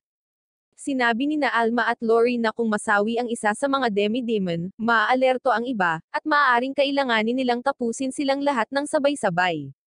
Pero sinabi ni Gaius na hindi iyon pwede. Sa halip na iyon, plano niyang samantalahin ang kanilang ibinahaging kamalayan at pagtutulungan ng magkakasama sa pamamagitan ng pagbelang nito laban sa kanila. Una nang binuksan ni Gaius ang napakalaking mahiwagang lagda ni Iris na inaalerto ang mga demonyo at pinilit ang ilan sa kanila na pumunta at imbestigahan ang banta. Sinabihan sila ng kanilang pinuno na palibutan ang lugar kung saan napagmasdan ang magic signature, ngunit wala sa kanila ang nakakita ng anumang bagay na maaaring nagbigay ng banta. Inutusan sila ng pinuno na patuloy na lumapit sa lokasyon at tinawag din ang natitirang mga demi-demon doon. Sa wakas ay natagpuan ng mga demonyo si Iris na nakatayong mag-isa, at habang papalapit sila sa kanya, ang isa sa kanila ay tinapos ni Gaius. Kapag lumingon ang kanyang kapareha, sinasamahan din siya nito sa kasawian. Napansin ng mga demonyo na dalawa sa kanila ang nasawi, at nalaman nilang natagpuan na sila. Patuloy silang nagmamadali patungo sa lugar upang harapin ang mga nanghihimasok, ngunit pinabagsak sila ng mga pagsabog na dulot ni Gaius, Alma, at Lori. Habang ang mga walang alam na demonyo ay nasawi, ang kanilang pinuno ay nagtataka kung ano ang nangyayari. Bigla na lang, ilang minuto ang nakalipas, ipinaliwanag ni Gaius ang kanyang plano sa mga babae. Una, magsisimula siya sa pamamagitan ng pag-unmask ng napakalaking magic signature ni Iris ng sabay-sabay, na maglalagay sa lahat ng demi-demon sa alert mode. Susubukan nilang umikot sa paligid niya, at si Alma at Lori ay mananatili sa standby malapit kay Iris at talunin sila ng palihim. Hindi nagustuhan ni Iris ang role bilang decoy, pero binola siya ni Gaius na siya lang ang makakagawa ng ganoong role sa ngayon. Ang lahat ay nangyayari ayon sa plano, at si Gaius ay binabawasan ang mga numero ng kalaban ng paisa-isa. Sa pag-akit ni Iris ng atensyon ng mga demi-demon, tumakbo siya at tinutuya sila. Habang sinusubukan nilang atakihin siya, nasesira ang kanilang mga sandata, at nagkakaroon siya ng pagkakataong sumali sa laban at pinabagsak ang isa sa mga demonyo. Nagpa siya ang kanyang partner na tumakas para sa kanyang buhay, ngunit si Gaius ay lumabas sa lupa at hinayla siya papasok. Sinabihan ni Gaius si Iris na magpatuloy sa pagtakbo dahil gusto niyang linlanggan ang mga demi-demon sa pag-iisip na siya ay nag-iisang tumapos sa kanilang mga miyembro. Ang totoo ay inaabisuhan niya sina Lori at Alma ng maaga tungkol sa landas na tinatahak ng mga demonyo, at binabato nila sila ng mga bomba. Ang mga bomba ay hindi sapat na malakas upang pabagsakin ang mga demonyo, ngunit sila ay nagbigay ng perpektong takip para kay Gaius upang tapusin ang trabaho. Ang bilang ng mga nasawi na demi-demon ay patuloy na nadadagdagan. Alam ni Gaius na dahil palagi silang nakikipag-ugnayan sa isa't isa dahil sa kanilang magkaparehong kamalayan, madaling magkalat ng maling impormasyon sa kanila. Siya ay tiyak na sa ngayon ay iniisip nila na ang bayan ay nilagyan ng lahat ng uri ng mapanganib na bitag. Tama ang hula ni Gaius habang ang mga demonyo ay huminto sa paggalaw, at itinoon ang kanilang mga sentido sa pagsisikap na hanapin ang mga bitag. Inutusan ni Gaius sina Lori at Alma na itago ang kanilang presensya, at tinulungan din niya silang itago ang kanilang mahiwagang lagda ng sapat upang lumitaw na parang mga normal na mamamayan. Dahil dyan, ang mga demonyo ay hindi nakakakita ng anumang bitag or nanghihimasok, at nagsimula silang kumilos muli.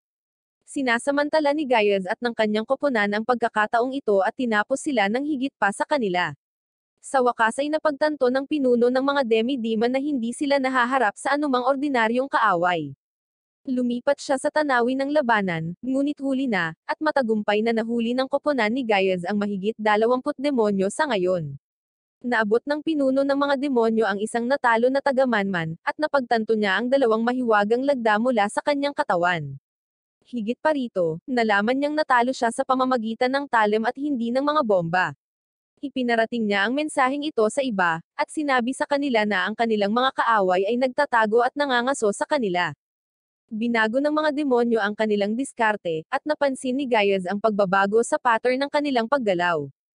Sinabi niya sa kanyang mga kaibigan na manatili ng eksakto kung nasaan sila, habang nagmamadali siyang makipaglaban sa mga demi-demon na nagtitipon. Sinabi sa kanila ng kanilang pinuno na hindi na nila kayang mag-isa sa larangan ng digmaan. Naniniwala siya na dahil umaasa ang kanilang kalaban sa mga tricks tulad ng attack and hide, hindi sila dapat magtiwala sa kanilang pagharap sa kanila. Siya ay nagpasya na talunin ang mga ito sa kanilang buong lakas at gamitin ang rank and magic crystals upang pasabugan ang mga ito.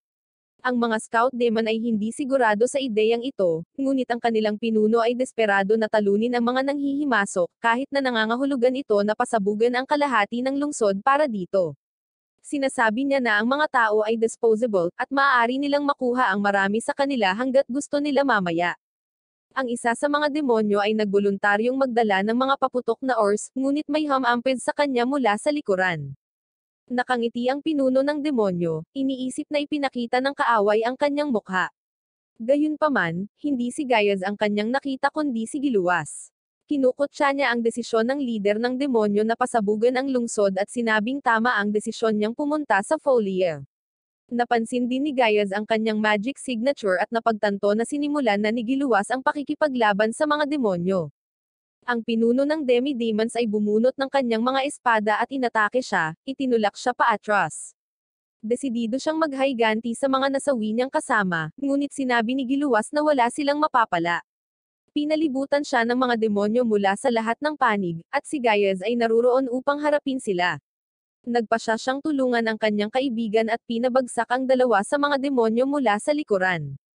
Inaatake siya ng iba pang mga demonyo, ngunit bago niya ito makalaban, naramdaman ni Gaius na may lumalapit sa kanila at umiwas.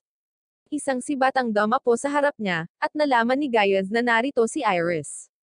Ang epekto ng sibat ay nawalan ng balanse sa lahat ng mga demonyo, at tinalo ni Gaius ang mga ito ng mabilis bago bumalik kay Iris na nagsasabing siya ay masyadong naiinip sa pagganap bilang decoy, kaya nagpasya siyang sumali sa laban. Tumawa siya, sinabi na ibinato niya ang kanyang sibat ng diretso kay Gaius, sa paniniwalang ito ay iiwasan nito. Samantala, kaharap ni Giluwas ang pinuno ng mga demi-demon, at pareho ang kanilang lakas. Gayunpaman, ang mga pag-atake ni Giluwas ay hindi maaaring tumagos sa matigas na depensa ng demonyo, na namamahala upang masaktan siya. Tinanong ni Gaius si Giluwas kung kailangan niya ng anumang tulong, ngunit sinabi niya sa kanya na huwag makialam sa kanyang laban. Parehong tinakpan ng demonyo at ni Giluwas ang kanilang sarili ng reinforcement magic at nagsimulang makipaglaban muli. Dumating din doon sina Alma at Lori at nakita nilang match lang sila sa laban. Sinabi ni Gaius na naging mas malakas si Giluwas sa pamamagitan ng pagbabasa ng kanyang libro, at maaaring matalo niya mismo ang isang demonyo. Napaatras si Giluwas, ngunit sa wakas ay nagawa niyang saktan ang pinuno ng mga demonyo gamit ang Thunder Steel spell na nagdudulot ng malaking pinsala sa kanyang katawan. Inatake siya ng galit na demonyo at pinilit siyang lumuhod, ngunit ayaw pa rin ni Giluwas na tulungan siya ni Gaius. Bumangon siya at ginamit ang Thunder Steel spell ng sabay-sabay at inatake ang demonyo. Napagtanto ni Gaius na si Giluwas ay nasa kanyang limitasyon na ngayon. Ang demonyo ay humanga sa kanyang lakas at katatagan at ipinahayag na gagamitin niya ang kanyang ultimate spell para tapusin siya, ngunit plano rin ni Giluwas na gawin din ito. Umatake sila sa isa't isa, at si Giluwas ang nakatayo pa rin sa kanyang mga paa. Nagpakawala siya ng isang dagandong ng tagumpay ngunit pagkatapos ay bumagsak dahil sa pagkawala ng dugo. Pinupuri siya ni Gaius na nagsabing nanalo siya sa kanyang laban, at lumapit si Lori para magsagawa ng healing magic sa kanya habang ang mga taong bayan ay nagtitipon sa paligid nila. Gayunpaman, biglang nagningning ang mga mata ng pinuno ng mga demonyo, at siya ay bumangon at inaatake si Gaius. Hinaranggan ni Gaius ang kanyang pag-atake at sinabi na dapat ay tapos na siya, ngunit ang kanyang magic signature ay mas malakas kaysa dati. Ang parehong boses na narinig niya na nag-uutos sa demonyo sa Dungeon City ay nagsasalita mula sa bibig ng demi-demon. Ang boses ay nagbabanta na susundan si Gaius sa sandaling sirain niya ang selyo at muling mabuhay. Pagkatapos nito, nagkawatak-watak ang katawan ng demi-demon. Napagtanto ni Gaius na ang Panginoon ng demonyo ay gumagamit ng isang malakas na spell upang muling buhayin ang mga demi-demons, ngunit ang kanyang katawan ay hindi sapat na malakas upang makasabay sa spell na iyon ng matagal. Nagtataka siya kung sino ang makapangyarihang demonyo na humihila ng mga string sa likod nito, ngunit pagkatapos ay sinabi ni Giluwas na bigyang pansin ang kanyang sarili at hiniling sa kanya na pagalingin siya ng mabilis. Ang mga taong nasa ilalim ng thought paralysis spell ay nagkamalay at labis na nalilito. Iniisip ni Gaius na magiging mahirap kontrolin ang sitwasyong ito, ngunit gumaling na si Giluwas ngayon, at nagpa siya siyang pangasiwaan ito.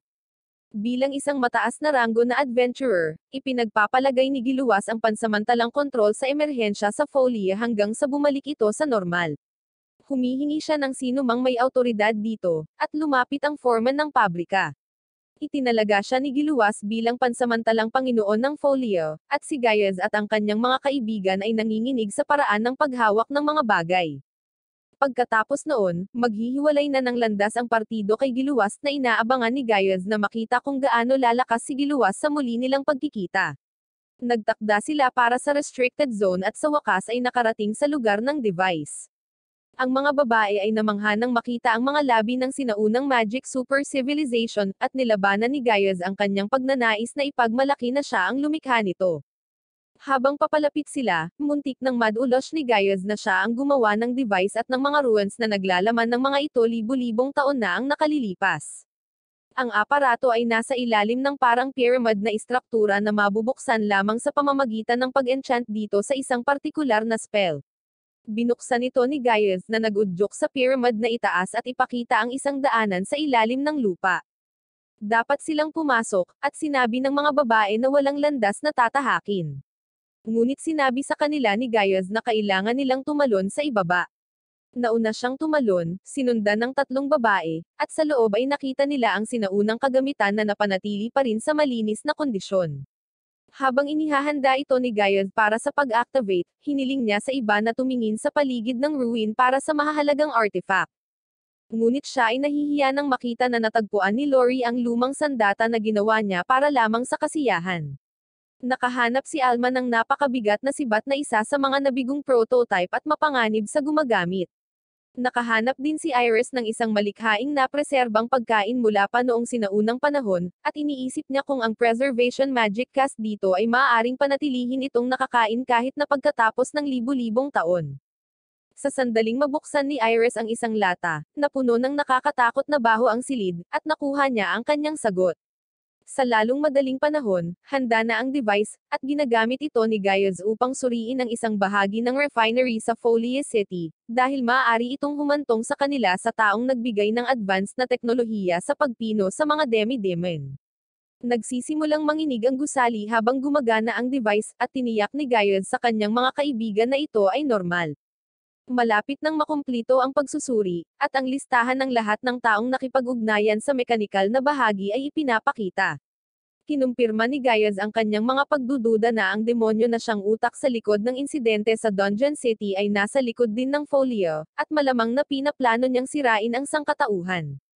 Pagkatapos nito, inilalagay niya ang magic stone na may bakas ng demonyo sa device upang mahanap ang kanyang lokasyon.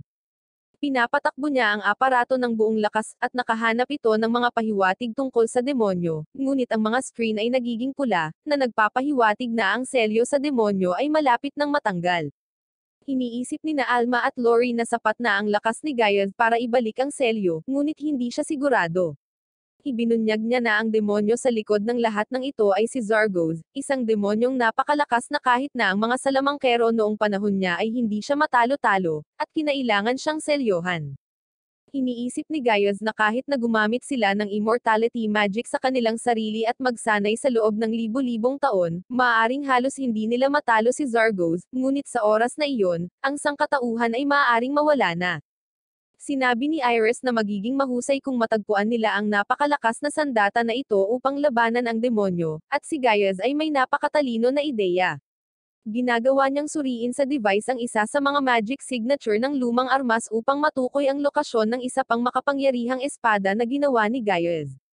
Sa kabutihang palad, ang espada ay naruroon sa treasury ng kapital, at kasama nito, nakita ni Gaius ang pag-asa na talunin si Zargos na sa wakas ay nawasak ang kanyang selyo. Mabilis na pumunta si Gaius at mga kaibigan niya patungo sa kabisera sa anyo ng dragon ni Iris, at iniabot niya kina Alma at Lori ang isang magic stone na tutugon sa magic sword. Sa daan, naramdaman nilang lahat ang isang napakalaking mahiwagang lagda na nagpapahiwatig na si Zargos ay ganap na nasira ang selyo at sinusundan sila. Ipinahayag ni Gaius na ito ay isang karera laban sa oras, at kung mahanap sila ng demonyo bago nila makuha ang magic sword, ang sangkatauhan ay tiyak na mapapahamak. Inutusan niya sina Lori at Alma na hanapin ang magic sword sa Royal Treasury habang sinusubukan niyang pigilan si Zargos. Iniisip niya na ang malaking hadlang na pumapalibot sa kabisera ay maaaring ilayo ang mga mahihinang demonyo, ngunit wala itong epekto kay Zargos. Si Gaius at ang mga babae ay nagbati ng isa't isa ng good luck habang sila ay tumungo papunta sa Royal Treasury. Sa kalagitnaan ng paglipad ay napagtanto nila na kailangan nilang lampasan ang harang na sumasaklaw sa kabisera. Ngunit wala silang alam na mga spells para gawin ito. Sa kabutihang palad, na-enchant ni Gaius ang magic stone kanina, na nagpapahintulot sa kanila na madaanan ito ng walang problema. Samantala, hinihintay ni Gaius si Zargos kasama si Iris. Inaasahan niya na si Zargos ay naglalakbay sa isang dimensyon na magagamit lamang ng mga demonyo, at malapit na siyang makarating dito kasama ang kanyang hukbo. Hanggang doon, kailangan niyang maghanda ng isang malugod na pag-atake para sa kanya. Pinapalakas ni Gaius ang kanyang espada at naghihintay habang ang langit ay nagiging pula. Samantala, si Lori at Alma ay tumakbo sa palasyo, nagpaplanong pasukin ang Royal Treasury sa pamamagitan ng puwersa at pagkatapos ay humingi ng tawad sa hari mamaya. Gayunpaman, napansin nila ang matinding magic presence ni Zargos nang makarating siya sa kabisera sa pamamagitan ng isang portal, na nasira sa kalawakan. Inatake ni Gaius ang portal gamit ang kanyang enchanted sword upang i-seal ito, ngunit ito ay walang silbi, at si Zargos ay lumabas pa rin dito. Ang bawat tao ay pinapanood ang kalangitan ng buong pananabik kung saan hiniling ni Gaius si Iris na magpakawalan ng isang higanteng pagsabog sa pamamagitan ng kanyang dragon breath spell at pagkatapos ay umatras. Naglunsad siya ng isang malakas na dragon breath ngunit wala itong epekto kay Zargos kahit na direktang tinamaan siya. Hindi inaasahan ni Gaius na magkakaroon ng malaking pinsala ang dragon breath laban kay Zargos, ngunit hindi niya naisip na ito ay magiging ganap na walang epekto. Hinugot ng demonyo ang kanyang espada mula sa kahaliling dimensyon at idineklara na ang laban na ito ang magiging huling paninindigan ng sangkatauhan laban sa kanya. Inaatake siya ni Gaius, ngunit nagpadala si Zargos ng aerial slash patungo kay Iris, at napilitan siyang gumamit ng mga multi-layered na hadlang upang protektahan siya, ngunit madaling nalampasan ng pag-atake ang lahat ng ito. Nang nagulat siya dito, inatake siya ni Zargos, at halos hindi napigilan ni Gaius ang kanyang pag-atake. Napagtanto niya na ang demonyo ay hindi lamang makapangyarihan ngunit mas mabilis at mas mahusay kaysa sa anumang demonyo na kanyang nakaharap. Gayunpaman, inilalagay niya ang kanyang pananampalataya sa kanyang mga kaibigan na makarating sa treasury ng bayan. Hindi sila pinapayagan ng gwardya na makapasok ng walang pahintulot mula sa hari, kaya nagpa siya silang puwersahang pumasok sa pintuan. Ngunit ang hari ay dumating doon pagkatapos na marinig ang tungkol sa demonyong si Zargoz, at kung paano kailangan ni Gaius ang magic sword upang talunin siya, at inutusan niyang buksan ang pinto. Bumalik sa kalangitan sa kabisera, si Gaius ay nalulula sa mabilis na pag-atake ni Zargoz. Sa palagay niya ay naiwasan niya ang lahat ng mga pag-atake ng demonyo, ngunit isang pag-atake ang tumama sa kanya, at nagsimula siyang mahulog, at si Iris ay dumating upang suportahan siya. Alam ni Gaius na kung siya ay matamaan ng isa pang pag-atake, tiyak na masasawi siya, at habang tumatagal sina Lori at Alma upang dalhin ang espada, mas mababa ang kanyang tsansa na manalo. Sinabi ni Zargoz na siya ay nadismaya kay Gaius na kinikilala bilang pinakamalakas sa panahong ito. Naghahanda siyang tapusin siya, at naisip ni Gaius na dapat niyang ailagak ang kanyang buhay upang protektahan ang sangkatauhan. Gumagamit si Zargoz ng isang malakas na magic spell na humahati sa kalangitan at nagbabantang sirain ang lungsod, ngunit pinigilan ito ni Gaius ng may harang. Habang ginagawa niya iyon, pumuslit si Zargoz sa likuran niya, na sinasabing alam niyang naghahanda siya para labanan siya sa loob ng barrier, ngunit wala itong silbi. Sinalakay siya ni Gaius, at sinabi ni Zargoz na hanggat natatakpan ng harang ang dagat, hindi makakapasok ang kanyang mga kampan.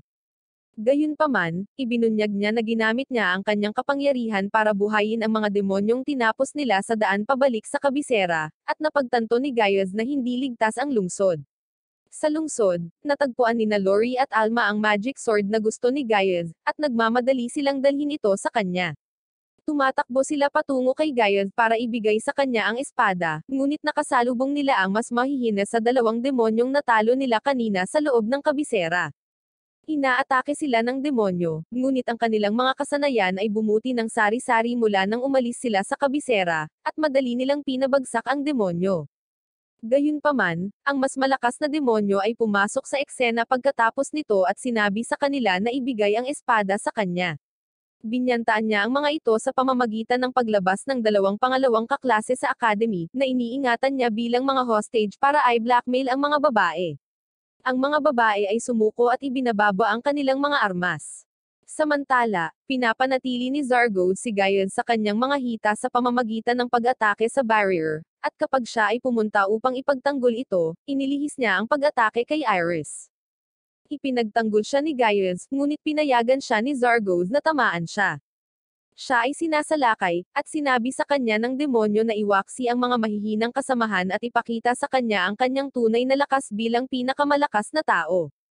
Gayunpaman, halos maubusan na si Gaius ng mahiwagang enerhiya at nag-iisip kung dapat ba niyang gamitin ang huling kapangyarihan niya, para muling magkatawang tao sa susunod na panahon kung kailan haminana ng kaunti ang kapangyarihan ni Zargoz.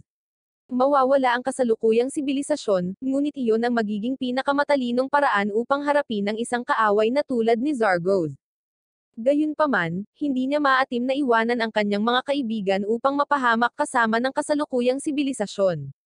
Sa panibagong kasigasigan, ginagamit ni Gaius ang kanyang lakas sa buhay upang madagdagan ang kanyang mahiwagang kapangyarihan upang manatili ito hanggang sa makuha niya ang espada. Kasabay nito, kukunin na ng demonyo sa ibaba ang espada mula kina Alma at Lori nang dumating ang headmaster, at isang grupo ng mga pangalawang estudyante sa academy para iligtas sila. Ang demonyo ay nag-ambala sa isang sandali, at sa maliit na pagitan, inalis nila ang espada mula sa kanya at pinalaya ang mga hostage. Pagkatapos ay pinagsasama-sama nilang muli ang kanilang mga pag-atake para masugatan siya. Ginagamit ng iba pang mga estudyante ang kanilang mahika para pigilan ang demonyo, at sinabi ng punong guro sa mga babae na pumunta at tapusin ang kanilang misyon. Nahihirapan si Gaius na ipatama ang kanyang mga pag-atake kay Zargoz kahit na ginamit niya ang kanyang life energy. Sinabi niya kay Iris na ililipad siya kay Zargoz at inutusan siyang gamitin ang Dragon Breath. Ngunit nawalan siya ng kapangyarihan sa kalagitnaan ng paglipad at bumagsak sa lupa, habang si Gaius ay nag-teleport upang i-surprise attack si Zargoz ngunit nabigo itong gawin. Dumating ang mga babae at sa wakas ay ibinato ang espada kay Gaius. Gayunpaman, sa sandaling tumalikod siya upang kunin ito, inatake siya ni Zargoz sa kanyang puso, na tinapos siya. Ang lahat ay nabigla nang bumagsak si Gaius, ngunit pagkatapos ay nagsimulang kuminang ang espada, at isang maliwanag na liwanag ang nagdala sa kanya pataas. Ang liwanag ay kumalat, at si Gaius ay nagpakita sa harap ni Zargoth na nagpapasalamat sa kanya sa pagtulong sa kanya na makamit ang kinakailangan para sa pag-activate ng espada, ang kasawian ng gumagamit. Kapag na-activate, ang espada ay bumubuhay sa wielder at binibigyan sila ng napakalaking mahiwagang enerhiya. Si Gaius ay nagniningning ng lakas at nagsimulang makipaglaban kay Zargoth, at sa pagkakataong ito siya ang may kalamangan. Naniniwala siya na ang magic sword ang rurok ng kanyang nilikha sa kanyang nakaraang buhay. Gayunpaman, ang kapangyarihan nito ay napakatindi na halos hindi niya ito makontrol. Alam niya na kung hindi niya makontrol ang kanyang kapangyarihan, baka aksidente niyang masira ang kabisera. Kaya't nagpasya siyang tapusin ang labanan ng mabilis. Sinabi ni Zargoth kay Gaius na kahit na may ganitong lakas siya, ang kanyang pisikal na katawan ay hindi makakalaban ng matagal. Ngunit tumugon siya na maaari niyang buhayin ang kanyang katawan gamit ang mahika upang magpatuloy sa pakikipaglaban. Si Zargoth ay nainis, at hinihiling niyang malaman ang tunay na pagkakakilanlan ni Gaius at kung paano siya mas malakas kaysa sa kanya. Ipinahayag ni Gaius na siya ang pinakamalakas na sage na may pinakamahinang crest at naghatid ng pangwakas na pag-atake kay Zargoth na naging abo. Gayunpaman, bago masawi, binalaan ni Zargoth si Gaius na hindi lang siya ang Chaos Demon sa mundo. Mas maraming demonyo ang darating pagkatapos nito, at isa sa kanila ang tiyak na si Ceres sa sangkatauhan. Sa pamamagitan nito, siya ay nawawala, at ang kalangitan ay bumalik sa normal. Bumaba si Gaius, at sinalubong siya ng kanyang mga kaibigan.